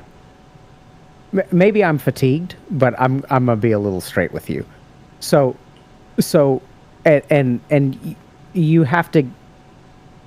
We got to reserve the right. If this doesn't end up right, I get a redo. Is that fair? Sure. Here we go. So, like, I'm hearing some things that I think make a lot of sense and are kind of like losing sight of the forest for the trees kind of thing. So, first of all, if your goal is to have an impeachable reputation, that is a terrible goal. So you're dictating the way that you live your life based on the opinions of others. So if people want to say, like, who the fuck cares if they say that you pussed out or whatever? If you're out there living your life and you're happy and you're hanging out with your family and you're on the beach or you're writing a book or whatever it is that you do, you're holding workshops for whatever, right? Like, if you're living your life this is a very dangerous goal to have. A reputational goal is I would argue that it is not within your control. That's not the complete goal. I think that's a secondary goal. Obviously, the goal is to do the right thing, and I'd say the ultimate goal is to bring people closer to God, entertain, do the right thing. That's the top of the pyramid, as we just specified earlier. Secondary goals is, I do want, ever since they took everything and they smeared my reputation, the secondary goal is proving those people wrong and not letting them be correct in their assessment of me. So that too, I mean, this sounds dangerous to me, like in a way that's going to hurt you, because now it's like your mission. So I don't think God is the primary goal, actually, because if God was the primary goal, you'd take 4 to 5 days off. Right? Like, so I think what's actually happening is that in one part, and this is exactly the shadow that I was talking about. When you start lopping off parts of yourself, this is what happens. Because you say something is the primary goal, but if God is really the primary goal, you can take 4 to 5 days off. Yeah. This is where there's some kind of weird fuel. And I don't know if you've noticed, but over the course of this conversation, you have expressed a theme of frustration with other people's impression of you. Right? That's the thing. And I don't think that that's like bad or anything. I'm not trying to say it's a weakness or anything like that. Like, people misjudge you. Sort of, right? Because they judge, it's not that they misjudge you, it's that they incompletely judge you. They judge a slice of you. They form an opinion based on the first 6 words out of your mouth. They don't even pay attention to the other 25. And now here you are fighting a reputational war against some phantom. How do you know when you win? But it's bigger than just reputational, right? It's also an ideological war. It's a culture war. It's the war about the truth. And also, there's conflicting ideas about even taking a break, because, as I expressed earlier, one of my biggest fears on this earth, besides God, is a life of boredom and stagnation and repetition. And I know I'm the type of person, like, I idealize, like, escaping and having a family or even taking a vacation, but it's like I can visualize myself there, and I see myself like getting bored in a day or two. I'm like, fuck, I want to go back to work. It sounds nice, but it's not truly what I want. Do you remember early in the conversation where I said this is adaptive, but it's going to be maladaptive when you're 40? Yeah. this is what I'm talking about. Right? So like, here you are wanting something, and you've got to be really careful, man. Because if you're not careful and you end up dating someone who is who you're supposed to date, and some of this shit comes up, you're going to screw it up. Like, you're going to get bored. Like, I don't know if this makes sense. You're out of control in an in-control way. You can't stop. You won't let yourself stop. And it's not like you're stopping forever. Like, you won't even let yourself take a break because you're fear of disintegration. You don't want to let them win. Right? And there are these other things that are not congruent with your actions. And you want to part on your own terms. Fine. Like, great. Awesome. You know, I support basically most of what you're like. I think it's good, but do you see how this just doesn't plug in? So there's an independent driver here, which is driving you. And even though you're not able, like, you want to take a vacation, it sounds nice. There's a lot of stuff that you want that sounds nice, but the act of actually doing it doesn't feel good. Right? So this is where so now if you're really careful, and I'm being a little bit rough with you here, okay? So like, it's coming from a place of love. This is a level of lack of self-control. Where there's a level of self-control which is like, I'm not going to let my fear of boredom or my inability to be bored control my ability to take a vacation. Right? So you're still being like puppeted by a part of you. And I'm not trying to devalue any of your goals. I support your goals. Go ahead and establish your views. You know, like the people who thought that you were X, Y, or Z, it's not that you want to prove them wrong. You are not going to be that thing. And if they want to continue to misjudge you, that's on them. Mm-hmm. Right? But there's something here that feels to me like some of these energies, fundamentally you want these things, but you're not allowing yourself to have what you want. And if you just think about that for a second, what's stopping you? Clearly something inside you, because I don't know. I mean, maybe your chat is like, if you take a 4-day vacation, like, we're never going to see you again. I don't think that's going to happen.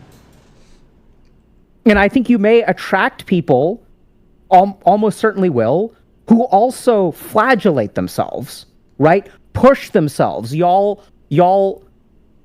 make it an honorific to have such a great, I know you've got a great work ethic. Like, I can tell. Right? But like, there's almost this like zealousness of work ethic where you have to. And this is where I think some of those associations become important, because I think there's like some middle path. Like, I think you can take 4 or 5 days off. No, and I think if you're bored, you don't have to commit to 4 or 5 days. If you're bored, and then you're like, I want to come back to work, so be it. Mm-hmm.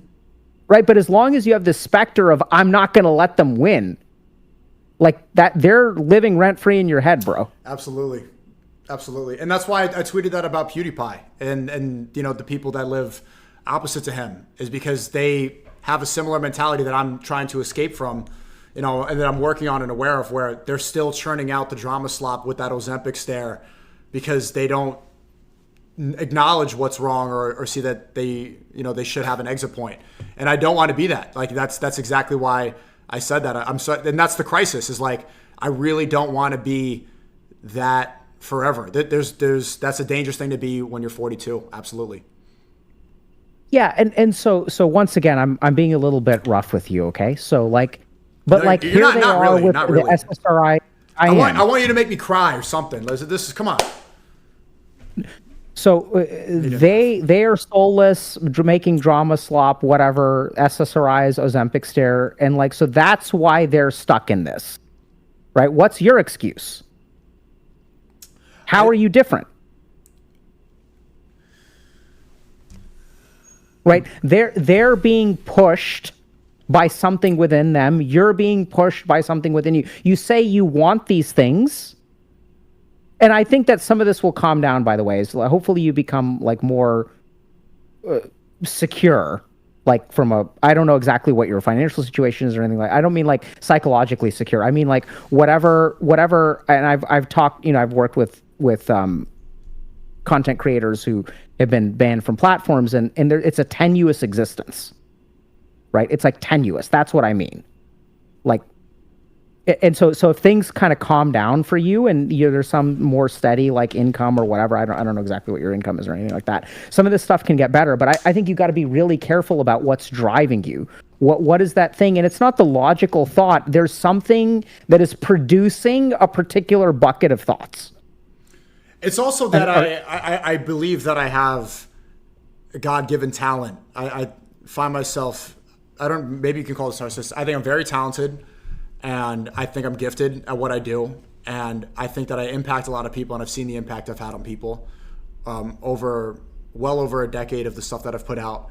And I know that it's almost like a responsibility that I find to do more and to impact more people and to help and to, put that out there more. And I know that I'm not even close to done yet.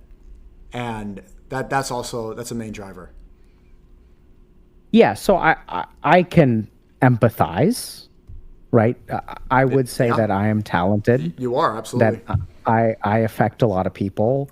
Absolutely. I help a lot of people. And also, I don't think that I have to do it alone. I think that I was put on this earth by God to help people. But, like, I get to take vacations. And I have a ridiculous work ethic. I work 7 days a week, most weeks. I had my first vacation in 5 years. And so, like, I'm sort of with you there. But I think this is what I've sort of learned is, like, you've got to be careful because all of those things can be true. But there's a certain... You're like 100%. And all the things that you're saying, like, I don't think God is asking you to never take a break. You're 26 years old. You've got 40 to 50 years of content creation left in you. And what makes you think that, like, taking 4 days off won't improve the quality of your content? So one of the most shocking things that we discovered, so we have a career coaching program where I forget exactly what it is, in about 8 to 12 weeks, people's, like, channel growth increases by somewhere between 30 and 80%. I think the number is 80%, but that number sounds ridiculous. Let's just say we improve their channel growth by 50%. The key thing about our program is we do it without increasing the number of hours worked. So working more is not necessarily going to get you there. Mm-hmm. Right. So I think this is where, like, there's a lot of self-reflection about, like, do you mind if I ask a couple questions about your personal life? Absolutely. Are you dating anyone right now? No. No. Okay. Are you interested in finding a committed relationship? Absolutely, yeah. What is making when do you want to do that? Pretty soon, if not now. Like, I am looking for that. Yeah, that's something that I am investing time and energy into. What's getting in the way?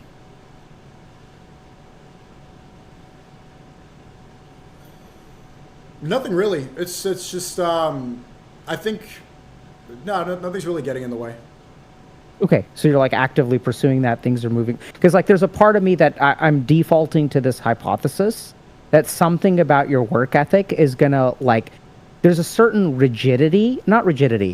there's a certain zeal, right? There's, like, you're, like, all in on this. Like, it's, like, work 7 days a week, no days off, you're editing, you're coming up with ideas, you're collabing and stuff like that. And I get you, dude. Like, next 6 months of my life are really, really busy. And then I'm working on a bunch of stuff. Like, I really do think I get you. And I think you should do all that shit. Yeah. Like, but scaling back by 10% or 20%, I think that's only an issue if there's an end target with a finite timeline. Does that kind of make sense? Yeah, there was financial goals that I wanna hit. I am doing very well, Alhamdulillah, that's stuff that I'm very blessed to be, but I'm not quite exactly where I want to be, so where I could comfortably be like, all right, ready to have like pop out 4 kids like that, you know. I'm not a very materialistic person, but I want to have complete comfort in that and not have to, because I grew up like there was a lot of financial stress, and I don't want any of that for my kids. So yeah, so I mean, so then my next question is like, how much of this is actually a problem? Is what a problem? Because what you're so like this, I'm getting kind of mixed signals here, which is not a bad thing. This is a good thing.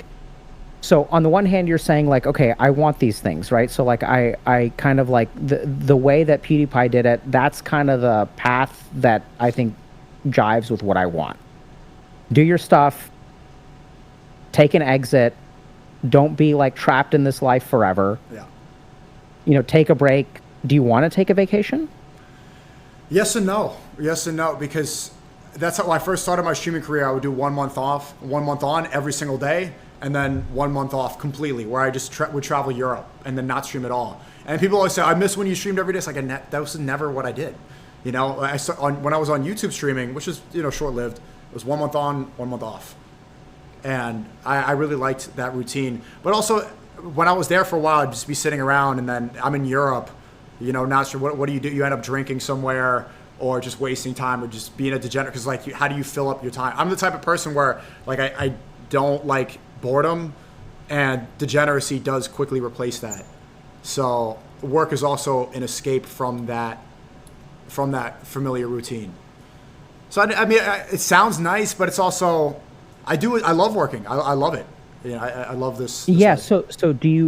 So what appeals to you about a vacation? I guess just silence from constant social media.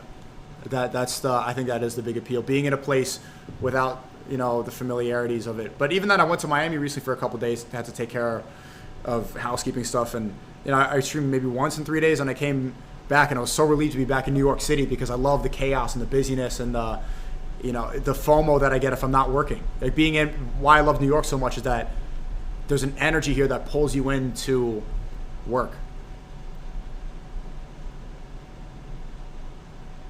Can I think for a second? Absolutely.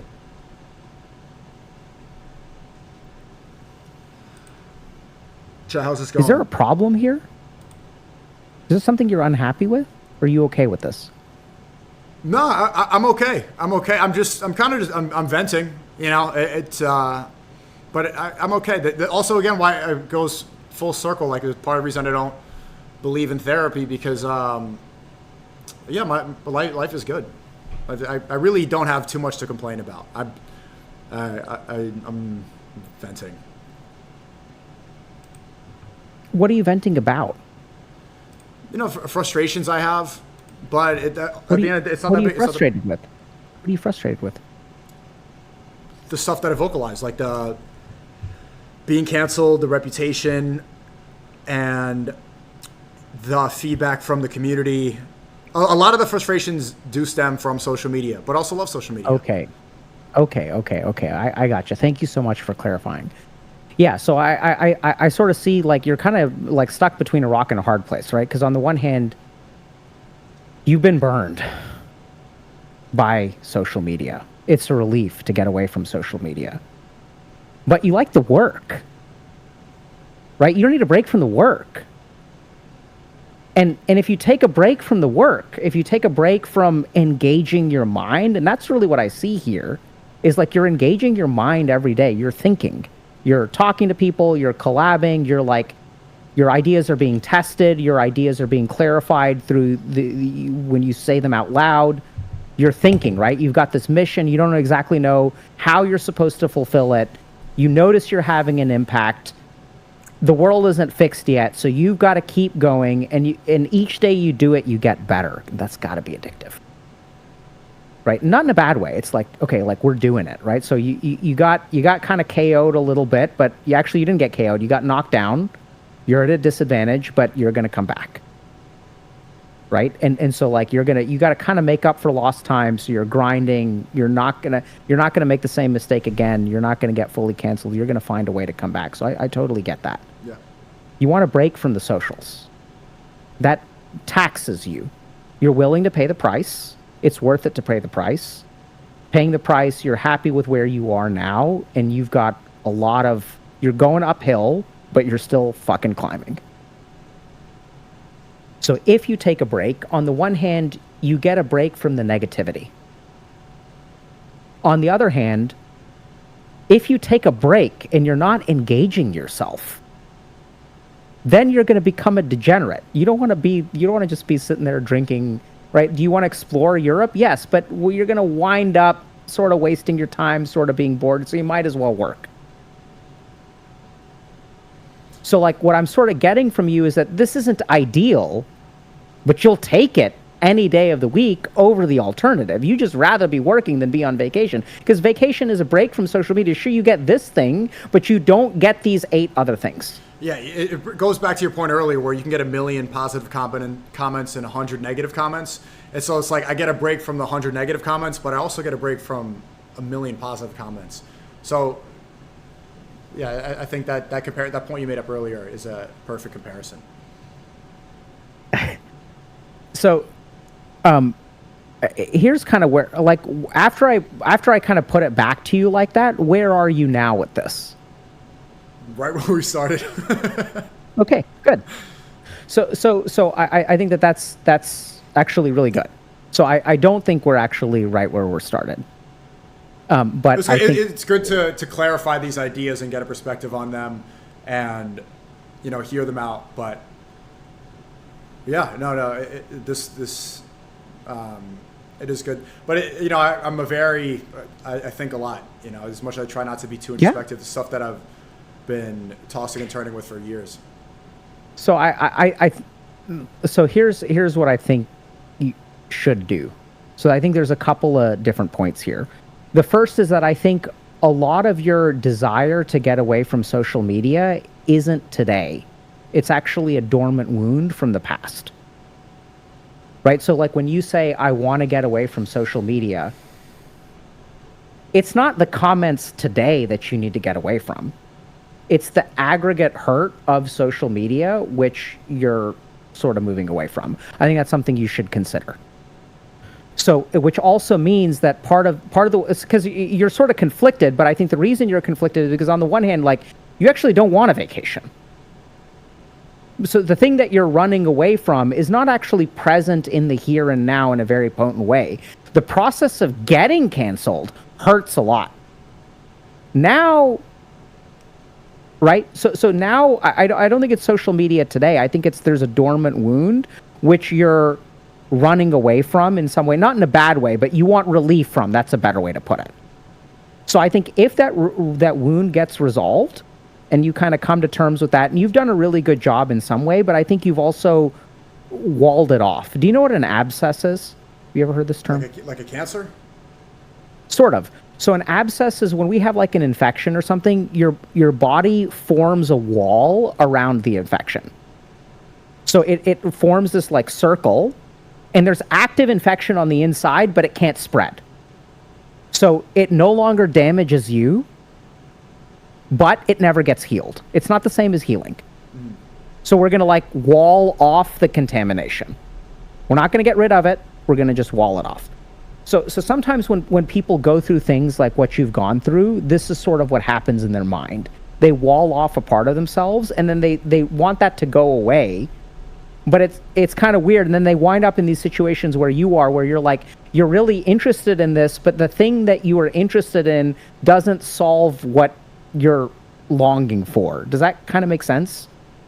Like you want it, but it doesn't do what you want it to do. It's not going to do what you want it to do, but you want it anyway, which is like weird, because then why do you want it? So I think that this is something you should consider. Second thing is that I think you need to learn how to be bored. Yeah, so there's like, right? So I think that there's a level of like contemplation, there's a level of relaxation, and you say it's easy to fall into degenerate habits, and I think a big part of like growth is going to be learning new ways to do things. Now, I don't think you're ready to take a vacation anytime soon, and I don't think vacation is really the right thing. But I think that when your body tells you we need a break, like give it that break and give yourself some time to, be with yourself. I mean, maybe the kind of vacation you need is a little bit different. I'd say like grab a notebook, grab a pen, grab a laptop, I do. I and write go to every a day. cabin. Yeah, which I do consider to be a vacation, like something like that. That's what I do visualize, is like being alone with my thoughts in a cabin. That is like what I'm talking about. Just being like on a beach somewhere, just like where I could write, which is work. Right. Which, and technically it's not really a break. I mean, yes and no. So I think it is a break from social media, which is the break that you really crave, and it's not going to be boredom, right? And I say like you're right. It's technically not a break, but I don't think you're ready for a break yet. Mm-hmm. Like if you want to go without the laptop, go without the laptop. If you want to go hang out on a beach somewhere, go hang out on a beach somewhere. But if you're not ready for that, then go take a working vacation. I mean. And that's something that just because you don't have to be idle and be on vacation. So I think there's some amount of like, you got to really think about how much you've been affected, and not just in the sense that it's like worn you down or you've lost or anything like that. Like you've coped, you've bounced back, you're bounced back. Now it's just what's lingering within you that you're really like sensitive to. Mm-hmm. And you can go back and listen to this conversation again. And I think the primary theme here is like the judgment of others, which is so tricky because like you're striving to be independent, and it's got to be frustrating to be like thinking about other people so much, even when you've learned, because I can tell a part of you has grown past that. You really have, but it's like a part of you hasn't. Like it's like 80%, 90% of you has grown past it, but 10% of it is like, I want to show these fuckers. And then I think on a given day, if I ask you, like, okay, if I'm doing work that I'm aligned with, I'm going to try to help people. I'm going to work in service to God, whatever. Like 90% of it, but there's some fucking 15-year-old kid who's looking at himself in the mirror, doesn't like what he sees, and what bothers him even more is like he's proud of himself. So what he sees when he looks in the mirror is something he's proud of, but everyone else doesn't see that. That's what really bothers you. Mm-hmm. And that's still there. Right? You've done the growth. People don't see it. And then you probably hate yourself a little bit for wanting them to see it. You're good at what you do. You're good at what you do. No, you are. Gotta give you credit. You both conversations, you surprised me. Oh shit, this guy's kind of spot on. Yeah. Because one of my first viral videos, I was 15, I was 16 when I made it. It's called "How People View You," and it was about this exactly. It was about living for people's validation and living in the perception of other people, and how that's becoming increasingly common with social media. And it was like a warning sign. People really loved how it was articulate and accurate in a way that people didn't describe. And even without social media, people have been doing that, but. That is, that is, one of the common themes about everything in my work. Yeah, I think, and hopefully this isn't glazing too much. I think you have some serious prophet energy. Like you really do. Like I think you're thoughtful, you're charismatic. Like you have some prophet energy kind of going on, and I'm not. I really see that, and I think you have something really important to offer. And I hope that you don't have to sacrifice your life, right? So I know your name. I mean, I don't know what your real name is, but you're SNEAKO, and like there's a human underneath, and I just hope you're able to find some way that you fulfill whatever that prophet energy is going, right? It's some amount of teaching and some amount of speaking and some amount of spreading and disseminating, but there must be a clarity of idea. It must be disseminated in the right way. These tweets do go viral. You do have this charisma. You've got all those pieces, but hopefully the human doesn't have to be sacrificed in the process.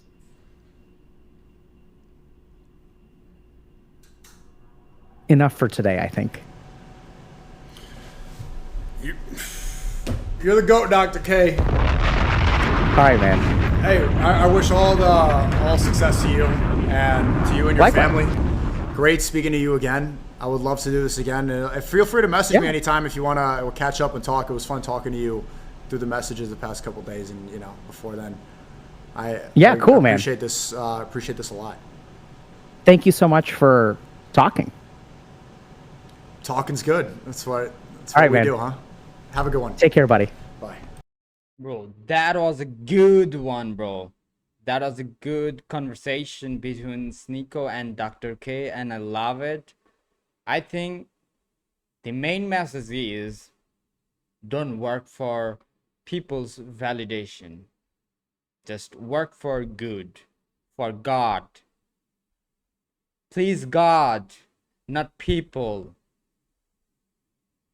If you are trying to please God, then you are gonna do anything good for people.